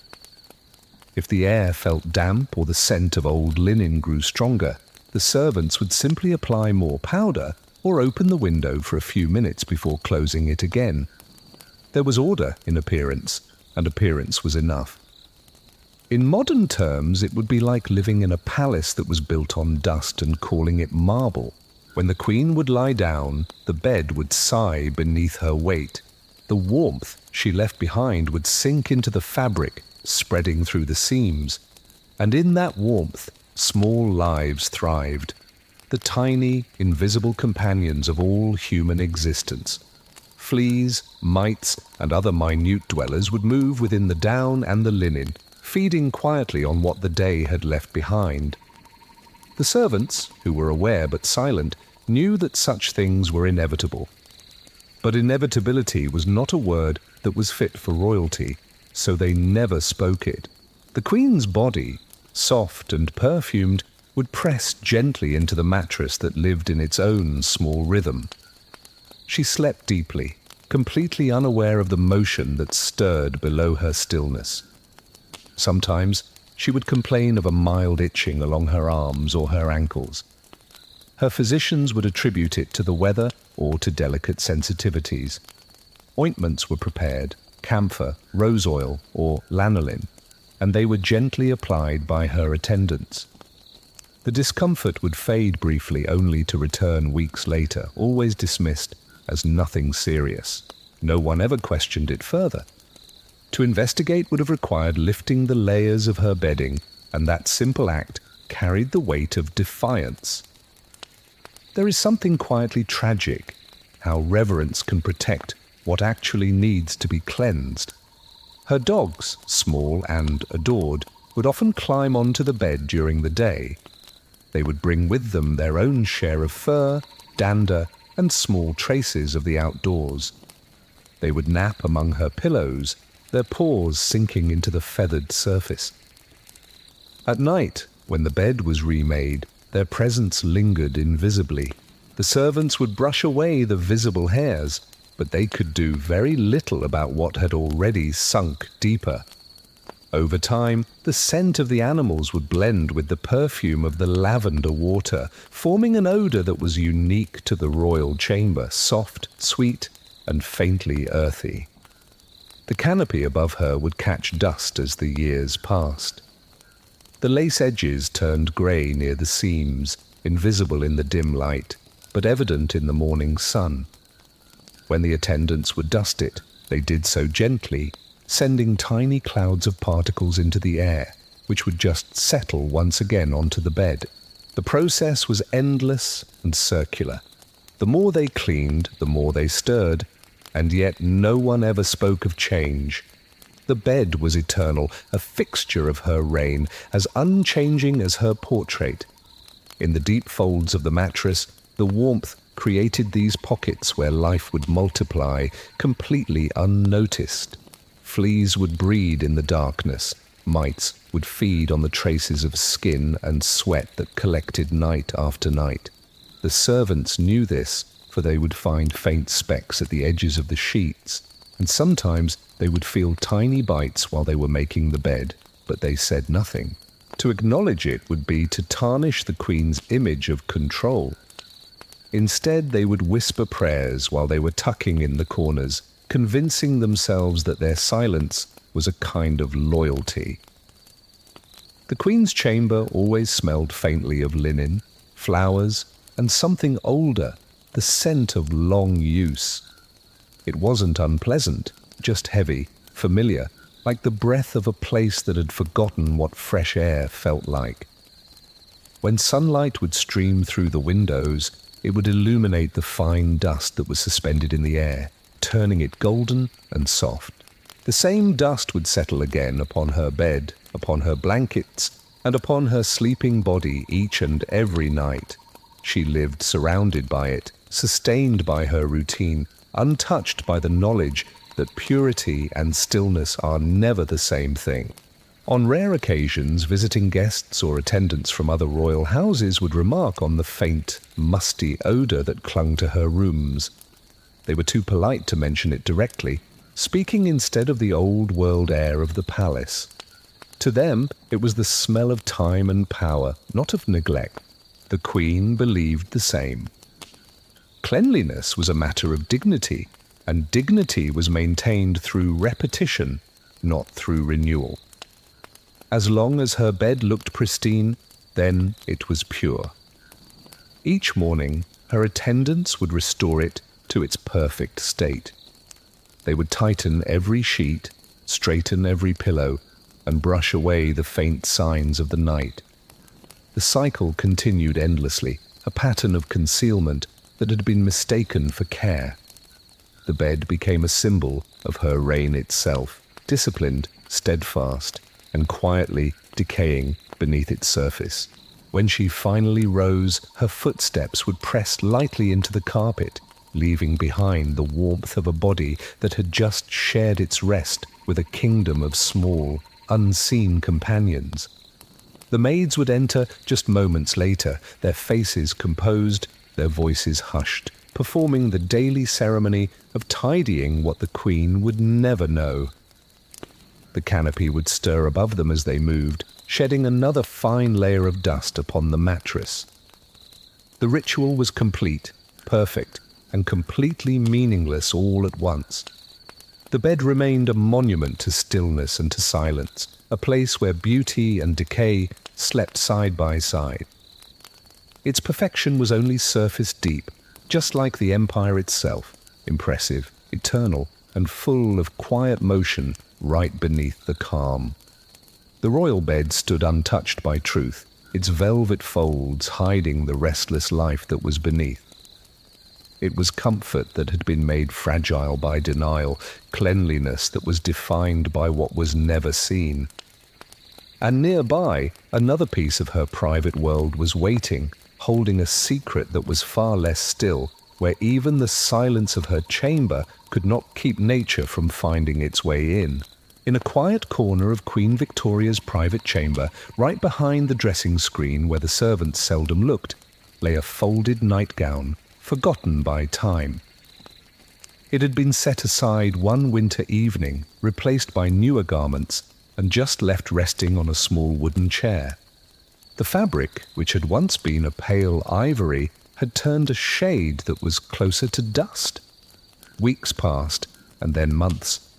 The servants would only notice it in passing, but they would hesitate to move it. The Queen's belongings, even her worn clothes, carried a kind of sanctity. To touch them without a command was unthinkable, and so the nightgown remained right where it was, gathering stillness and air until it became something more than just cloth. The chamber was warm, and it was silent. Fires would burn in the grate all through the winter, and crumbs would sometimes fall unnoticed from the Queen's late-night tea. The warmth, the faint scent of starch, and the softness of the fabric altogether made a haven that only one kind of creature would truly appreciate. One morning, a maid who was cleaning the skirting boards near the chair heard a rustle, and she froze. She lifted the edge of the gown very carefully and found beneath it a small hollow in the cotton lining that was laced with straw, threads, and bits of wool. The nightgown, which was heavy with disuse, had become a home. The quiet residents, mice that were thin and grey, had found comfort in the folds of the Queen's garment. The discovery spread quickly among the servants, though no one ever dared to speak of it beyond whispers. They removed the gown at once, lifting it by its edges as if it were contaminated with some kind of scandal. Beneath it, tiny pellets and shredded fabric told the story of weeks of nesting. The Queen was never informed directly. It was only said that an old garment had been discarded. The chambermaid who had found it was praised for her discretion and reminded not to share what she had seen. It is strangely ironic that the woman who ruled over nations could not rule over the small, warm corners of her own room. The gown itself was not unusual. It was made of cotton and lined with a soft wadding for warmth. The mice had burrowed through its layers with a delicate precision, hollowing out a space that was just large enough for their small bodies. They had even dragged in bits of feather from the edge of the carpet and threads from a nearby hem. What they had created was tidy, almost delicate, the work of persistence and patience. The idea that such creatures had made their home in the Queen's possession was both horrifying and absurd to the palace staff. And yet it also revealed what they already knew but had never voiced, that no amount of status or polish could keep nature from reclaiming its place. After the discovery, the area was cleaned, scrubbed and scented heavily with vinegar and rose water. The servants burned candles to try and mask the lingering odour of damp fabric and animal musk, but the memory of the event just clung to the room. The Queen continued to use it as though nothing had ever happened, her chair restored, her comfort undisturbed. In modern times, it would be like finding a nest in your favourite coat and still hanging it back in the closet just for the sake of appearances. The servants, meanwhile, grew more cautious but not more thorough. Cleaning the chamber remained an act of surface perfection, never a deep pursuit. Weeks later, new garments took the place of the old, folded neatly in the exact same corner. No one dared to question whether the space had truly been cleared of its tiny visitors. The mice, persistent as ever, found their way back into the warmth of the room through unseen gaps in the stone. They were rarely seen, but often suspected. The maids would hear a faint scurrying at night when the palace was quiet. They would just ignore it, convincing themselves that it was only the sound of fabric settling. There is something quietly pitiful about how denial can pass for elegance when the truth just makes one uncomfortable. The Queen's chamber remained a place of contrasts. By day, it was the picture of royal refinement, with glittering mirrors, polished furniture, and air that was perfumed with oil and flowers. But by night, the silence would carry other sounds, the soft crackle of firewood, the faint squeak of a life that thrived in the warmth that her comfort had created. The boundary between luxury and decay was thin, almost invisible. The servants knew it, but they lived within it, moving through the palace like ghosts, keeping its secrets completely intact. After the incident, some of the staff would joke in private that the Queen's gown had been crowned anew. The jest was whispered only once, and then it was quickly silenced by the fear of punishment. To speak of what crept beneath the royal fabrics was to challenge the illusion that her life was untouched by the natural world. But the palace was old, its walls were thick, and its floors were layered with age. Time would collect in its corners as quietly as dust. To expect perfection in such a place was to ignore what living bodies, both human and otherwise, would always leave behind. The nightgown itself was not burned or discarded entirely. It was washed, it was repaired, and it was eventually stored with other garments in the lower rooms of the wardrobe wing. Servants would later claim that they could still detect a faint, musky scent that was clinging to it, one that had resisted both soap and the sun. The Queen never saw it again, but it remained among her possessions. Another piece of history that had been folded neatly out of sight. The memory of the nest became a part of the silent understanding that was shared by those who maintained her world. Beauty endured, but it never stopped decaying. The event was not written in any journal or household record. It belonged to the quiet archive of palace life, the kind that hid embarrassment behind obedience. To the Queen, her chambers were orderly, dignified, and eternal. To those who served her, they were a landscape of small, persistent truths, places where warmth drew both loyalty and life. Cleanliness, just like power, was never absolute. It required constant tending, and even then, something always managed to slip through the cracks. The forgotten nightgown, which had once been soft against her skin, became a symbol of what her world refused to acknowledge. Beneath all of the ceremony lay the same fragility that governed every home, every life. The smallest of creatures, uninvited and unseen, had found comfort where she had found control. And in the end, they reminded everyone that even the Queen's silence could not keep nature from returning. The gown that had once carried her scent had become a cradle for what she denied even existed. It was luxury that had turned into a shelter, decay that had turned into a refuge. And somewhere near that same corner, another habit of her comfort was waiting, quietly collecting its own small truths right beneath the veil of her routine. The Queen's affection for her animals was well known throughout the palace. Small dogs would follow her everywhere, their paws leaving faint prints on the thick carpets, their eyes fixed on her every single move. In her private chamber, they were allowed liberties that no servant would ever dare to take. She would lift them into her lap during her reading hours, she would let them sleep beside her on the coverlet, and sometimes she would share crumbs from her own hand when she would take her tea. The warmth of their bodies comforted her. The sound of their breathing would fill the silence that no human presence could ever ease. And yet what came with such intimacy was something that no one ever spoke of. The quiet exchange between a creature and a human that no perfume could ever disguise. Each morning she would sit at her writing desk surrounded by letters and papers.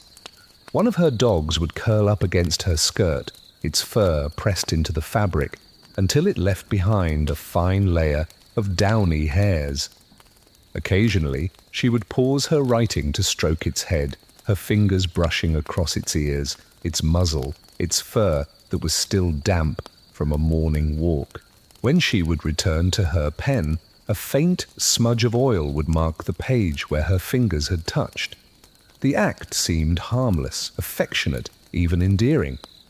But it was through such gestures that the Queen carried more than just devotion across her kingdom. It is oddly amusing how the smallest gestures of affection can so easily become the untidiest habits of all. Her chambermaids were instructed to bring warm water for washing each evening, but never boiling, never steaming. The Queen believed that very hot water damaged the skin and made one vulnerable to chills.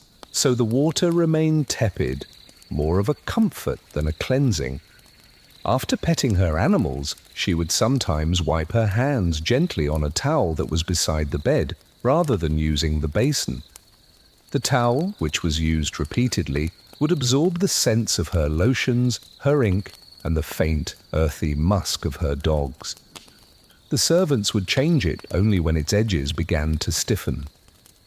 In today's world, it would be like wiping one's hands on a shared cloth and calling it hygiene.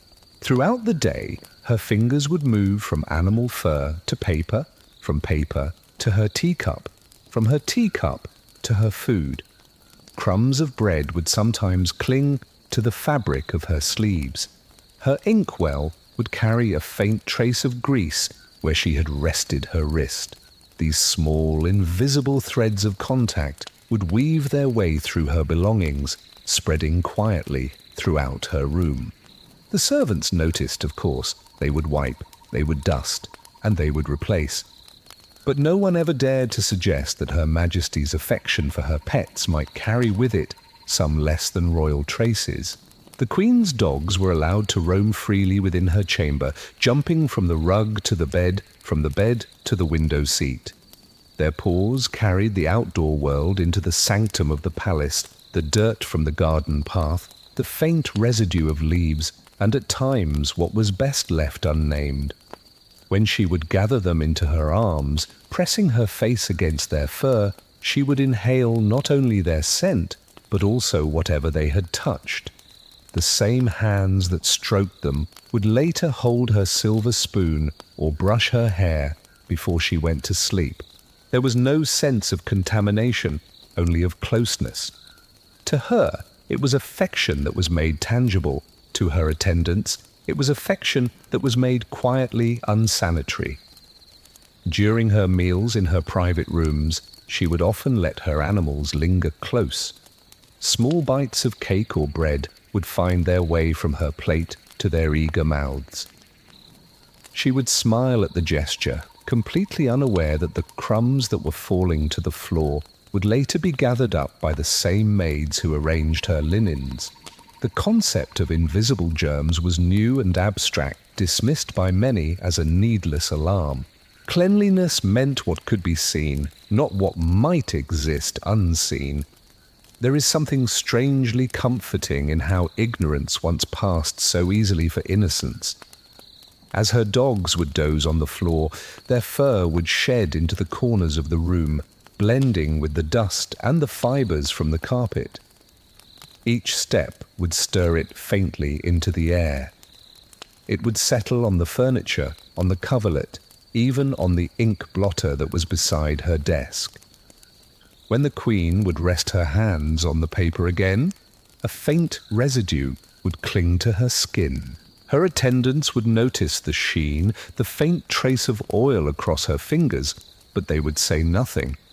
It was not their place to correct a monarch's hand. Her fondness for animals was a part of her image as a ruler, both powerful and tender. Portraits would capture her surrounded by her small dogs, a symbol of loyalty and grace. And yet, within that image lay a quiet truth that her affection blurred the line between comfort and carelessness. The towels, the basins, and the bowls in her chamber all bore the evidence. The water in her washing basin would grow cloudy by the evening, even though it had never been hot enough to actually cleanse. The scent of her lotion would mingle with the faint musk of her pets, creating an aroma that was so familiar that it was no longer even noticed. The Queen's habit became a part of the palace life. The servants adapted to it, cleaning more often, but never too directly so as not to offend. They would wipe surfaces with a mild vinegar, refresh linens with lavender powder, and they would trust in scent to stand in for sanitation. Visitors to her private rooms would remark on the sweetness of the air, completely unaware that it was concealing a more organic origin. What mattered the most was her appearance, not precision. By night, the Queen would write in her journal, her pen scratching softly against the paper. One of her dogs would be lying curled up beside her feet, twitching in its sleep. She would reach down absently to stroke its fur, her hand moving slowly, tenderly, before lifting her pen again. The candlelight would catch the faint shine on her fingertips, though she would never notice. To her, it was merely the softness that was left by her perfumed oils. The truth was simpler and far less refined, a blend of oils, both human and animal, of care and of neglect that were intertwined. Her bed, her desk, her letters, all of them carried the traces of the creatures that she loved. To remove them would have been to remove a part of her comfort. Cleanliness could never compete with attachment, and habit would always triumph over hygiene. The Queen's gentle hands carried the scent of affection long after the touch had passed. The warmth and the fondness had left their mark in ways that were unseen, binding the ruler and her pet more closely than even loyalty ever could. And beneath that calm routine, another quiet custom was waiting, one that would turn the very idea of cleanliness into something strangely circular. The ballroom had been empty for hours, and yet the Queen's gown still hung heavy on its frame, its silk dull with the breath of candle smoke and the faint scent of human closeness. The air of the room still lingered with the warmth from the gathering, a sweetness of wine, perfume, and wax that was mixing with the residue of movement. Her attendants would handle the dress as though it were a living thing, being careful not to wrinkle it any further. They were not permitted to wash it, only to hang it by the window and let the damp evening air pass over the fabric. The Queen had worn it for hours, through dances and speeches, through laughter and ceremony. By the time it was removed, the fabric underneath her arms had stiffened with sweat. The lining had darkened slightly where it had touched her skin. And yet, the gown was declared to be clean enough, elegant enough, royal enough to be worn again when duty called.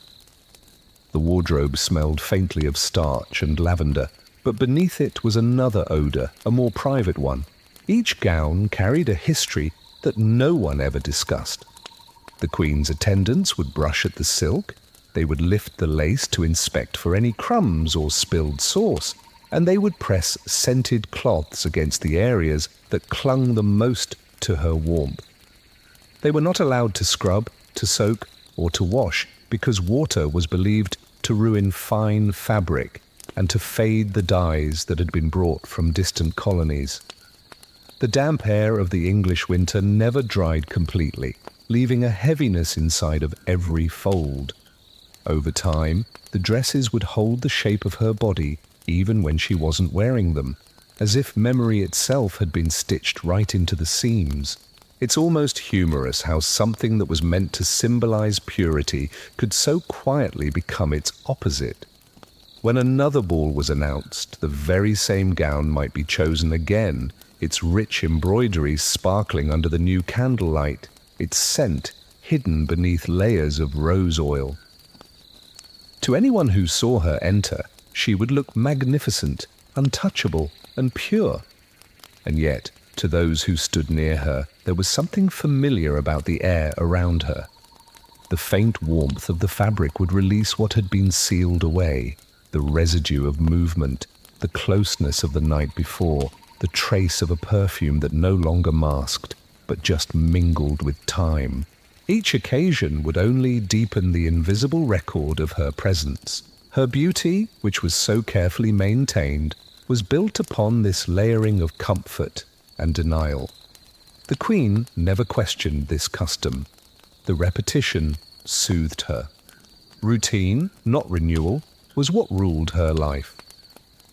To her, cleanliness was measured by what could be seen, not by what was felt or smelled. A fresh ribbon, a new brooch, and a few drops of rose oil on the bodice were enough to restore the illusion of grace. Her maids would follow her lead, speaking softly as they arranged the gown, pretending not to notice the hardened folds beneath her arms or the faint discoloration along the lining. Silence, after all, was the purest form of loyalty. If this happened in today's world, it would be like re-wearing a gown after a crowded party, covering the smell with perfume, and then convincing yourself that appearance alone could erase the evidence. But in the palace, appearances were everything. The Queen was expected to embody perfection, and perfection did not sweat. It did not stain. It did not need to change. The fabric bore this burden quietly, absorbing what etiquette denied. The servants would whisper among themselves when no one could hear about how the smell of silk and skin had become one, how no amount of powder could ever hide the scent of a living body. Still, they would perform their duties without question, brushing, folding, hanging, until the routine itself became sacred. The candles would burn low as her maid polished the wardrobe's hinges. The faint squeak of the metal would echo in the quiet, accompanied by the soft rustle of lace as the gowns swayed in the draught. Each one of them told its own story, an evening of dancing, an audience with ministers, a night of waiting through endless ceremonies. The threads, delicate and fraying, held together something more than just fabric. They held the illusion of permanence, the image of a queen who was untouched by decay. I sometimes think there is something painfully human in her unwillingness to let go of what was once beautiful, even when it had turned stale. When the queen would dress again, the gown would greet her like an old friend. The silk would slide over her arms, the corset would press against the same worn patches, and the faint warmth of her skin seemed to wake the fibers into life once more. It was a ritual of renewal that was built upon remnants. Each layer of lace and silk hid what could not be erased, what time insisted on preserving. Her reflection in the mirror would reveal only brilliance. The rest was just absorbed by the fabric, stored quietly where no one ever dared to look. The attendants who carried her train during events knew the truth the most intimately. The underside of the fabric would brush against their gloves, and the smell would cling faintly even after the ceremony had ended. But to mention it was to question her dignity, and so silence became their form of service. Afterward, the gown would hang once again by the window, its shape still warm from her body, its scent mingling with the stale air of the room. Night after night, this ritual continued. It wasn't neglect so much as it was habit, a rhythm that was born from reverence and fear. Every garment had its place, its story, its unspoken weight. To the queen, the gowns symbolized constancy. To her attendants, they symbolized repetition without any relief. When the light from the window would fall across the wardrobe, it would reveal faint streaks of color where the silk had aged unevenly. The texture told more truth than anyone would ever dare to say out loud. Clean or not, the gowns remained a part of her, bound by duty and denial alike. Even years later, when her collection filled multiple rooms, she would still request the same process. The gowns were hung, brushed, perfumed, and then put away. No hot water, no soap, no cleansing beyond what could be seen. She would walk into a room and she would carry the soft echo of every previous occasion right there with her. Those who had served long enough could tell which dress she was wearing, not by sight, but by scent alone. The gowns became silent witnesses, carrying the story of every night that she had refused to wash away. They clung to her memory like a second skin, heavy with the weight of her unspoken routine. And in the still air of her chamber, another habit was waiting, one that would turn even water itself into something that could not be wasted. In the quiet of her private chamber, as the morning light would slip through the curtains, Queen Victoria's attendants would prepare a small porcelain bowl right beside her vanity. And within it sat her false teeth, the pale set of ivory that completed her royal composure. The teeth would rest in lukewarm water, never hot, never boiling, because the queen believed that high temperatures would warp or ruin them. Each morning would begin in the same way with the same water and the same towel folded neatly nearby. The ritual appeared clean and proper from a distance, and yet beneath its calm routine lay something that was far less pristine. The bowl's faint scent hinted at what could not be seen. A mixture of salt, age, and something that was vaguely metallic that would just cling to the air long after the cleaning was done. The dentures had been crafted with care decades earlier, formed from animal bone and ivory, and polished to resemble the smooth gleam of youth. And yet, no matter how finely they were made, time wore its mark upon them. bits of powder from her tooth cream would settle between the grooves, mingling with the traces of saliva that no amount of wiping could ever fully remove. The attendants would dip a small cloth into the tepid water and then dab gently at the surface, being careful never to press too hard. Boiling water, they had been told, would crack the ivory. The irony was sharp. What protected the material also condemned it to remain perpetually unclean. It's almost darkly amusing how the pursuit of preservation can so quickly become the breeding ground of decay. When the Queen would place the dentures back into her mouth, the faint taste of old water would mix with the perfume residue and the bitterness of age. Her attendant would stand silently by, pretending not to notice the slight grimace that would pass over her face. They too were a part of the ritual.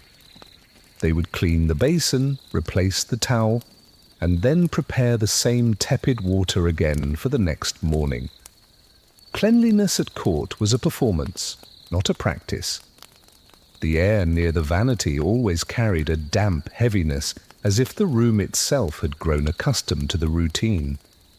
Over the years, a faint yellow tint would creep into the edges of the dentures.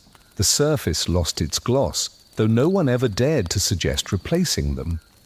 The Queen disliked waste, and besides, new teeth would require new fittings, a process that she had no patience for. So the same set remained, handled daily, but never sterilized. The attendants noticed that after cleaning, the bowl's rim would often bear a thin white residue. It would be wiped away with a towel that had already been used multiple times, and then it would be folded neatly again, as though nothing had happened. The illusion of order was more important than the act of true hygiene. If this were today, it would be like rinsing a toothbrush in the same cloudy water every single morning and then calling it fresh. Those who worked the closest to her learned to tolerate the subtle smell that would rise when the Queen would speak or laugh. It wasn't overpowering, but it was distinct, a trace of age, of damp ivory, of the faint must that comes from a long-handled care. Her voice would carry it softly, and those who were nearby would adjust their expressions, pretending not to sense it. To speak of such a thing would have been unforgivable. The royal mouth, even in its decay, remained sacred. So the servants would just inhale shallowly and smile through the etiquette that kept them silent. The Queen herself had grown used to the scent, or perhaps she was just indifferent. Her days were filled with letters, meetings, and rituals that were too deeply ingrained for her to notice such minor discomforts. The dentures allowed her to speak clearly, to smile during her formal portraits, and to maintain the dignity that was expected of her. And beneath that composure, the small imperfections, the taste, the texture, the odour were all just buried beneath habit. Cleanliness had long ago become a question of appearance. If the surface shone, then it was pure enough. Her attendants knew how to manage the task discreetly. Each evening they would retrieve the porcelain bowl, discard the day's water, and then refill it just enough to cover the teeth. The water was never completely fresh. Sometimes a faint film would float on the surface. When the dentures were lifted out in the morning, the scent would rise faintly with them, sharp and stale all at once. They would be wiped with the same cloth as always, the one that was washed only when its edges had stiffened. By then, it carried its own perfume of soap residue and damp fibres. The entire process would unfold in silence, as though cleanliness could be achieved through gentleness alone. There is something quietly unsettling in imagining how such a small object could carry so much of a life. Every word spoken, every breath drawn, every smile that was posed for a painter. The dentures were both a tool and a symbol, a bridge between the body and the image that it projected. They bore the wear of a monarch's years, absorbing the traces of every public appearance, every meal, every prayer that was whispered before sleep. When she would remove them at night, she would place them in their shallow bath like they were relics of her authority, fragile yet indispensable. No one in the palace ever questioned this custom. To replace the set would mean confronting the passage of time, an acknowledgement of a decline that the queen refused to make. So the same dentures endured, accumulating what the years refused to wash away. In their grooves, life itself had settled. Powder, moisture, and memory had all mingled together in silence. The faint metallic odor that rose from them each morning was both unpleasant and strangely human. It reminded the attendants that even the most powerful woman in the world was not immune to the quiet erosion of the flesh. Her hands would tremble slightly as she would lift the teeth from the bowl. Drops of water would slide down her fingers and land on the tablecloth, leaving faint circles that would darken the linen. She would dab them dry, set the bowl aside, and then straighten her posture in front of the mirror. The reflection would show grace, composure, and permanence. The truth remained just beneath, waiting patiently in the cool water of that porcelain basin.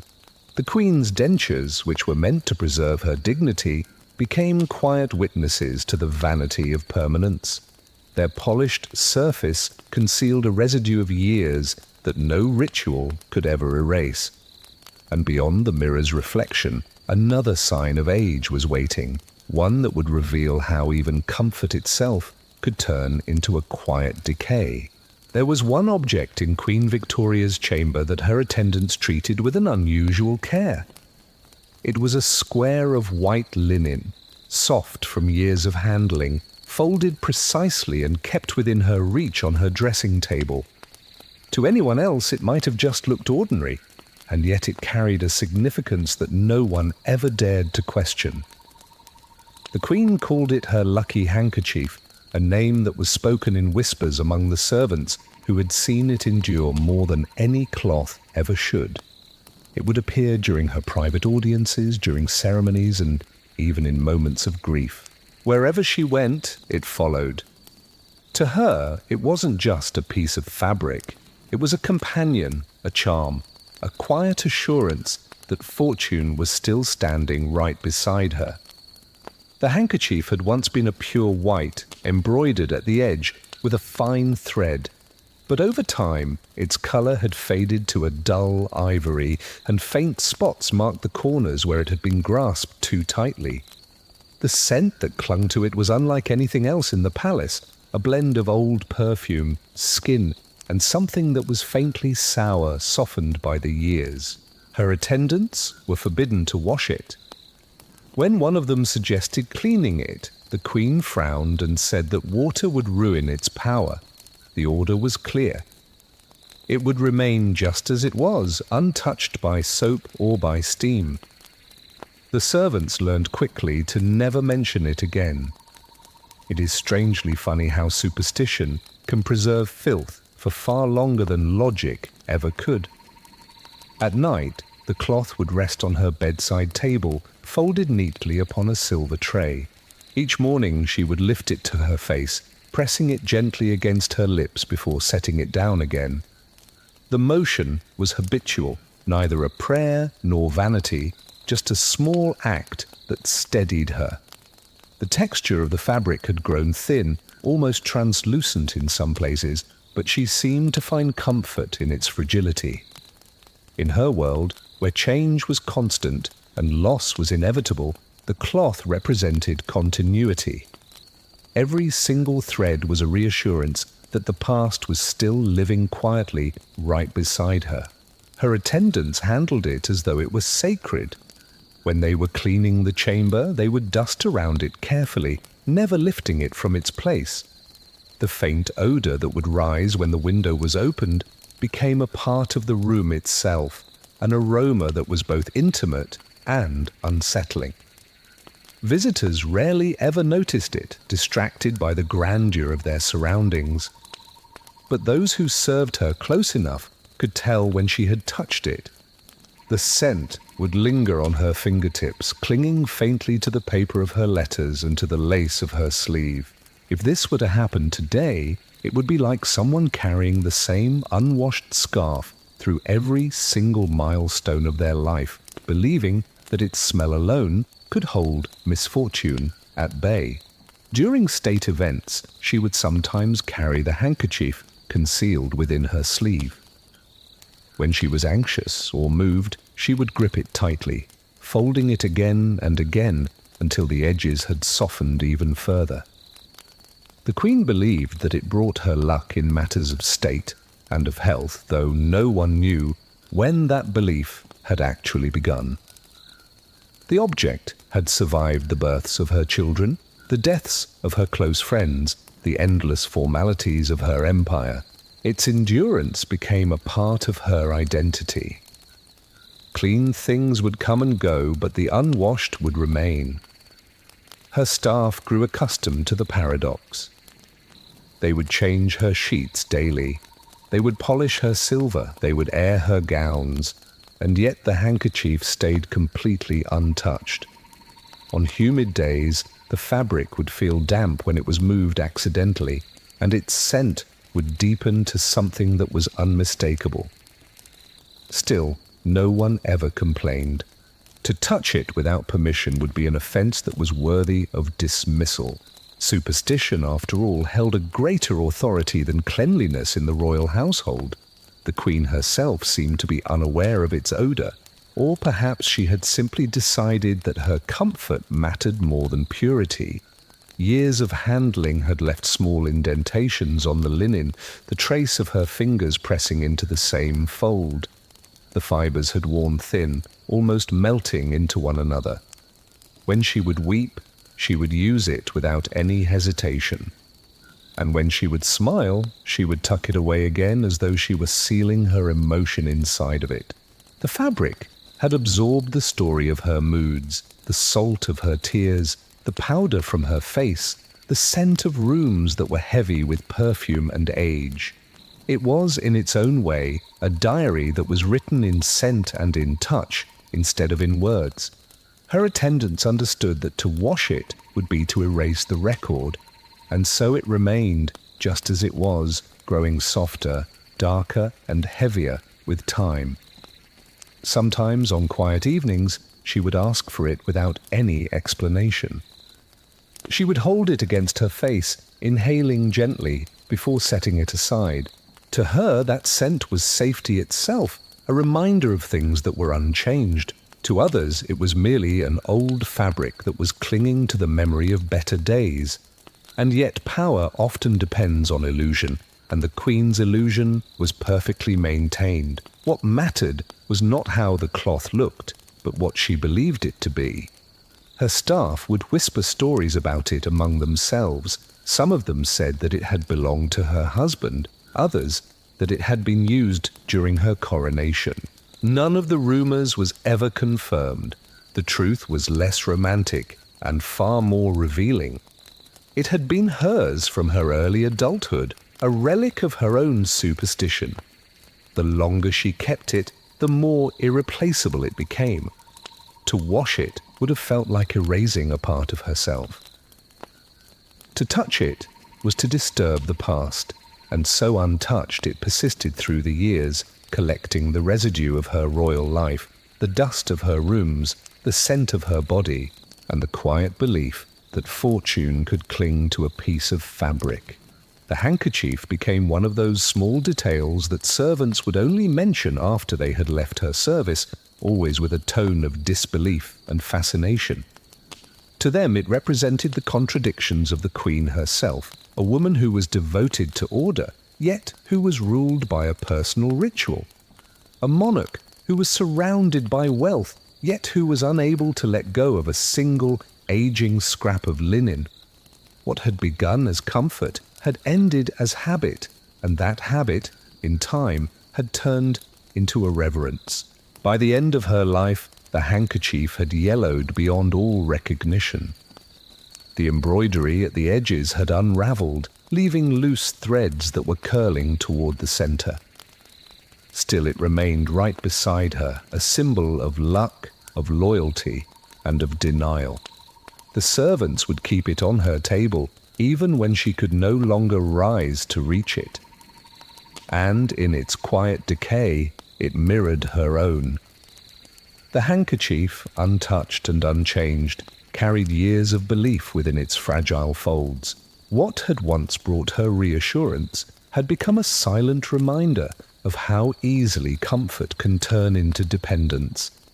And hidden within that same air of devotion, another sign of the Queen's private habits lingered, quietly revealing how a routine could outlast reason. In the quiet chambers where Queen Victoria would dress each morning, her gowns would hang in these long rows of colourless grandeur, silks that had been faded by candlelight, velvets that had once gleamed but now carried the dull sheen of years. And among them, one detail remained constant: the collars. The fabric near her neck bore the marks of time more visibly than anywhere else.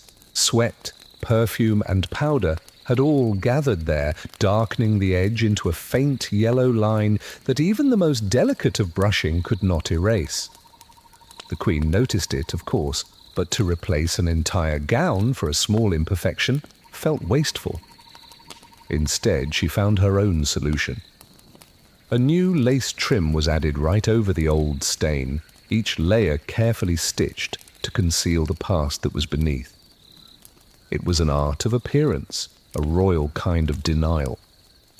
Each time the Queen would dress, her maids would work quickly and quietly, fastening the lace against her skin, making sure that the collar framed her face perfectly. The fine thread would brush against her neck, cool at first, and then warm with the closeness of her skin. And beneath the lace, the fabric would retain its faint musk, a mixture of sweat, floral oils, and powder that would cling no matter how many layers were added. The new lace would gleam white, but beneath it, the yellow tint would just deepen, sealed beneath another mask of purity. It is difficult not to smile at how easily elegance can become a disguise for neglect. The Queen admired these trims, often choosing new patterns, roses, vines, and delicate swirls, all of them meant to project a certain refinement. And yet, no one ever dared to mention that they were also hiding something that was less flattering. Her attendants would handle the collars with care, never allowing the lace to shift enough to reveal what lay beneath. To wash the original fabric would have meant dismantling the gown, an act that was too costly and too time-consuming. So each alteration was simply another layer of lace, another piece of embroidery, another illusion of cleanliness that was built upon what could no longer be restored. If this were to happen today, it would be like covering a coffee stain on a shirt with a ribbon and then calling it couture. The faint scent that rose from her gowns was familiar to everyone in her service. It wasn't unpleasant, just unmistakably human.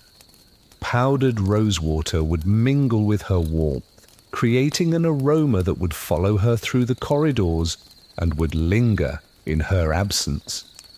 Her ladies-in-waiting grew used to it, adjusting to the contradiction between beauty and decay.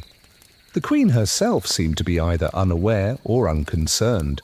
Her world valued order and restraint. If something looked clean, then it was clean enough. The body's traces were not filth. They were marks of existence that were just politely ignored.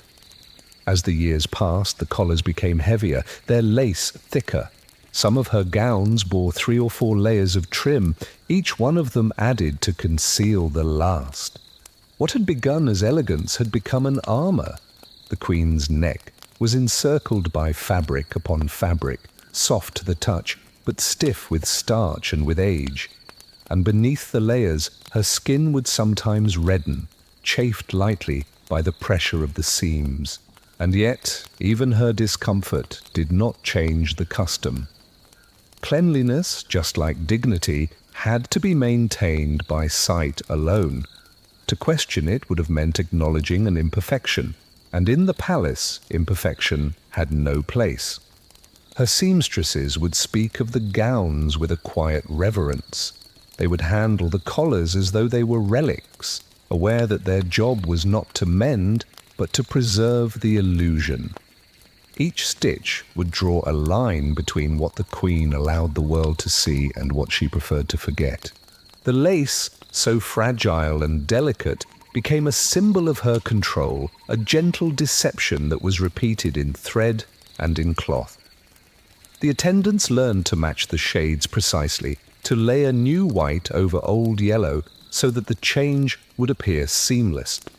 It was a small miracle of disguise that was repeated hundreds of times during her audiences and her ceremonies. The lace would catch the light so beautifully.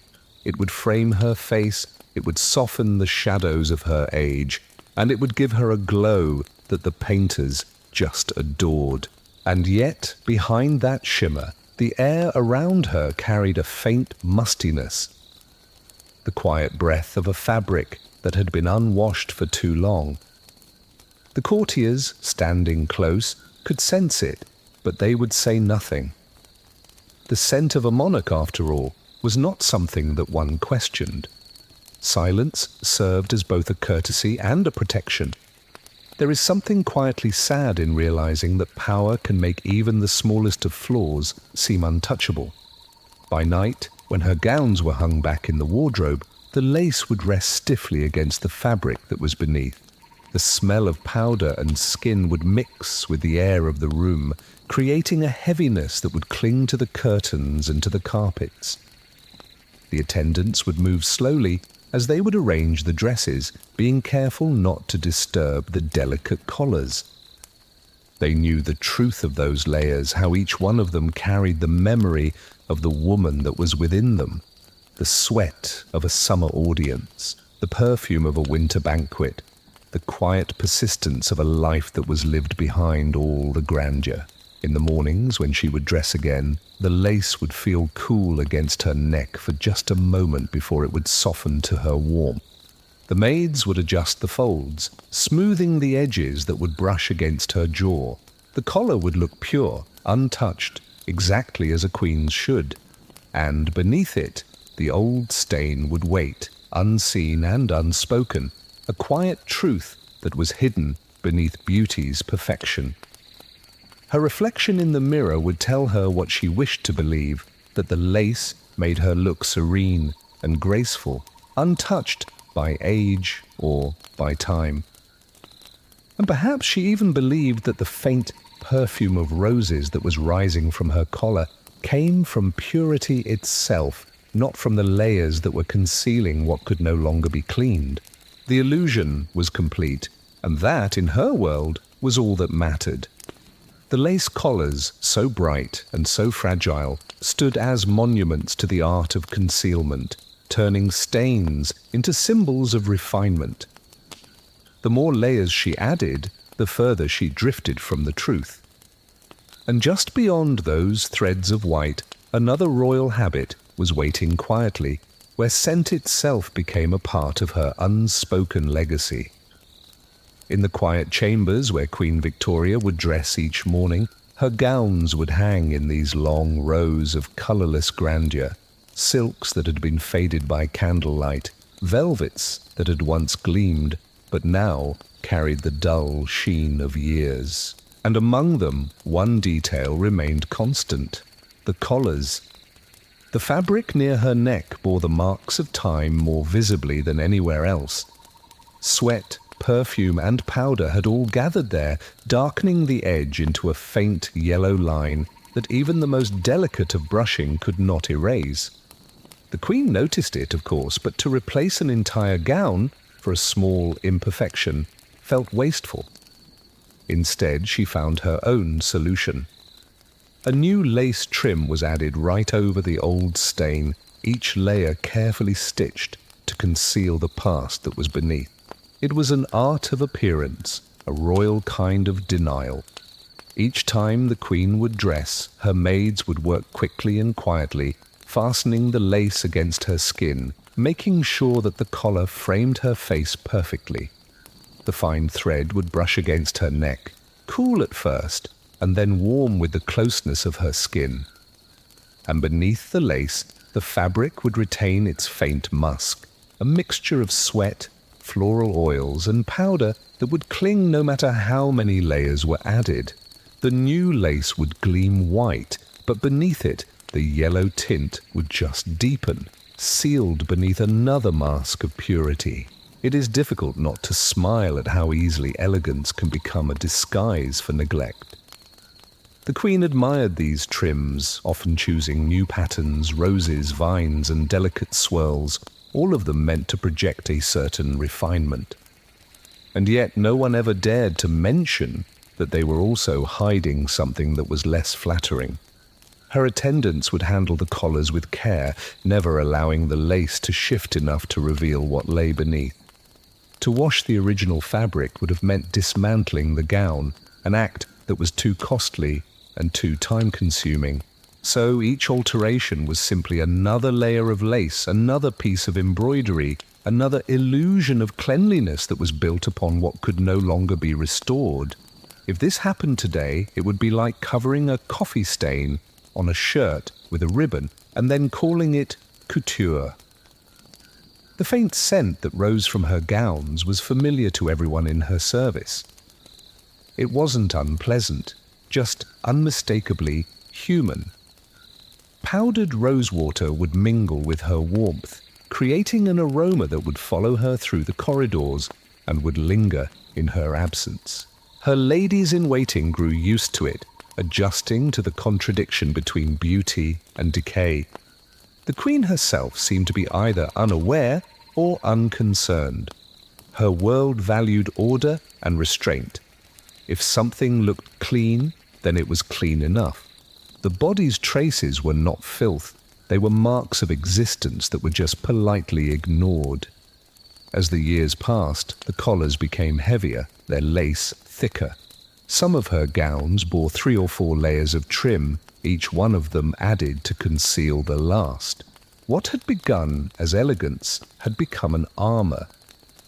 The Queen's neck was encircled by fabric upon fabric, soft to the touch but stiff with starch and with age. And beneath the layers, her skin would sometimes redden, chafed lightly by the pressure of the seams. And yet, even her discomfort did not change the custom. Cleanliness, just like dignity, had to be maintained by sight alone. To question it would have meant acknowledging an imperfection, and in the palace, imperfection had no place. Her seamstresses would speak of the gowns with a quiet reverence. They would handle the collars as though they were relics, aware that their job was not to mend, but to preserve the illusion. Each stitch would draw a line between what the Queen allowed the world to see and what she preferred to forget. The lace, so fragile and delicate, became a symbol of her control, a gentle deception that was repeated in thread and in cloth. The attendants learned to match the shades precisely, to layer new white over old yellow, so that the change would appear seamless. It was a small miracle of disguise that was repeated hundreds of times during her audiences and her ceremonies. The lace would catch the light so beautifully. It would frame her face, it would soften the shadows of her age, and it would give her a glow that the painters just adored. And yet behind that shimmer, the air around her carried a faint mustiness, the quiet breath of a fabric that had been unwashed for too long. The courtiers, standing close, could sense it, but they would say nothing. The scent of a monarch, after all, was not something that one questioned. Silence served as both a courtesy and a protection. There is something quietly sad in realizing that power can make even the smallest of flaws seem untouchable. By night, when her gowns were hung back in the wardrobe, the lace would rest stiffly against the fabric that was beneath. The smell of powder and skin would mix with the air of the room, creating a heaviness that would cling to the curtains and to the carpets. The attendants would move slowly as they would arrange the dresses, being careful not to disturb the delicate collars. They knew the truth of those layers, how each one of them carried the memory of the woman that was within them, the sweat of a summer audience, the perfume of a winter banquet, the quiet persistence of a life that was lived behind all the grandeur. In the mornings, when she would dress again, the lace would feel cool against her neck for just a moment before it would soften to her warmth. The maids would adjust the folds, smoothing the edges that would brush against her jaw. The collar would look pure, untouched, exactly as a queen's should. And beneath it, the old stain would wait, unseen and unspoken, a quiet truth that was hidden beneath beauty's perfection. Her reflection in the mirror would tell her what she wished to believe, that the lace made her look serene and graceful, untouched by age or by time. And perhaps she even believed that the faint perfume of roses that was rising from her collar came from purity itself, not from the layers that were concealing what could no longer be cleaned. The illusion was complete, and that, in her world, was all that mattered. The lace collars, so bright and so fragile, stood as monuments to the art of concealment, turning stains into symbols of refinement.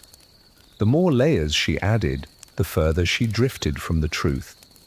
And just beyond those threads of white, another royal habit was waiting quietly, where scent itself became a part of her unspoken legacy. In the final years of Queen Victoria's life, the palace grew quieter. Its once bustling corridors now echoed with the slow rhythm of her routines.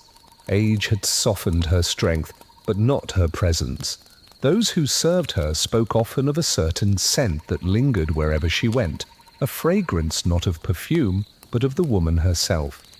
It was a mixture of rose water, skin, and something that was faintly metallic, born from years of routine, from clothes that had been worn too often and washed too rarely. The air around her held it like a memory. Visitors would notice, though no one ever dared to comment. Within the palace, even the most human details would take on the weight of a ritual. The queen's scent was no longer a flaw to be corrected, but a symbol of her identity, something unchangeable and sacred. Her attendants worked as they always had, polishing, folding, dusting, but their hands would move more carefully now.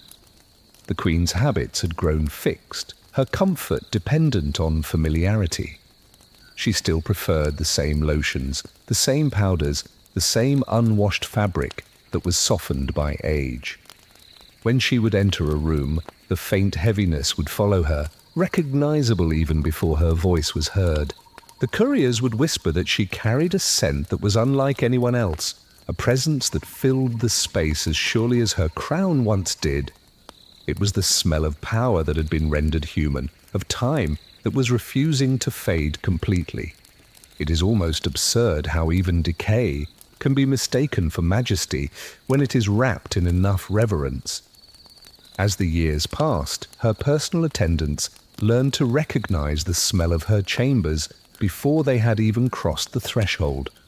It would mingle with the musk of old curtains, the faint must of woolen blankets, and the sweetness of perfume bottles that had been uncorked for a long time. The Queen herself seemed to be unaware of it, or perhaps she was just unwilling to acknowledge what others had silently accepted. Cleanliness had become less of a priority than continuity. To her, the palace was her body's own reflection, aged, enduring, and irreplaceable. If this were to happen in modern times, it would be like mistaking the scent of a lived-in house for luxury, simply because it had belonged to someone who was admired. Her presence, both regal and intimate, marked every single corner of her life. The servants grew used to the contradiction, how the empire's ruler, surrounded by wealth, carried with her the smell of mortality. They would call it the scent of the throne in whispers when they were alone, not out of mockery, but out of a kind of awe. The Queen's body had become an emblem, her aging flesh a relic of her power. Even her imperfections demanded respect. There is something hauntingly human in how we can turn familiarity into a kind of holiness when it belongs to those we cannot question.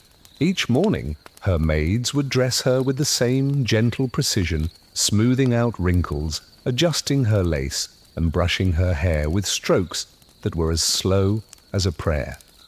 They would dab her wrists with rose oil, knowing that it would soon blend with the deeper scent that was beneath. To them, this was not a failure, but faithfulness. They were preserving what time could not cleanse, the very mark of her existence. The queen's scent drifted through the palace halls like incense in a chapel, rising from her habits, not from her hygiene. By evening, the air in her chamber would thicken with warmth and memory. Her dogs would be lying at her feet, her gowns would be hanging in their familiar order, and the faint perfume of her body would settle over everything. To those who had served her for decades, it was no longer unpleasant. It was her very essence, something that was comforting in its constancy. When she would pass through a doorway, the scent would remain behind like an invisible shadow, reminding everyone that she still ruled, even in her absence. As her health declined, fewer and fewer people would enter her private quarters. The scent grew stronger, concentrated within the walls. It no longer belonged to just one woman, but to the palace itself. In time, it came to represent the very era that she had built, a century of empire, of tradition, and of restraint. Cleanliness mattered less than memory. What endured was not the soap or the linen, but the trace of the life that she had lived so completely. In the end, when her attendants were preparing her rooms for the last time, they noticed that the air still carried her presence. The same faint musk clung to the curtains, to the pillows, to the wood of the bed where she had slept for decades. No amount of fresh air could ever replace it. They called it the scent of the throne, as though it were not human at all, but a part of something eternal. To remove it would have felt like erasing history itself. The Queen's final years reveal the quiet truth that was behind her life, that even power cannot escape the body, and even majesty cannot outlive its own scent. What she left behind was more than just the empire that she ruled. It was a fragrance that lingered in the air of the palace long after her last breath had been taken, a mix of warmth, decay, and memory, all wrapped in silence. The scent that had once belonged to her became a part of the crown's mythology, proof that time had touched her and yet had never diminished her rule. And in that faint air of musk and memory, her reign continued long after she was gone. History would remember her as immortal, though her presence remained most vividly in the things that she never cleaned.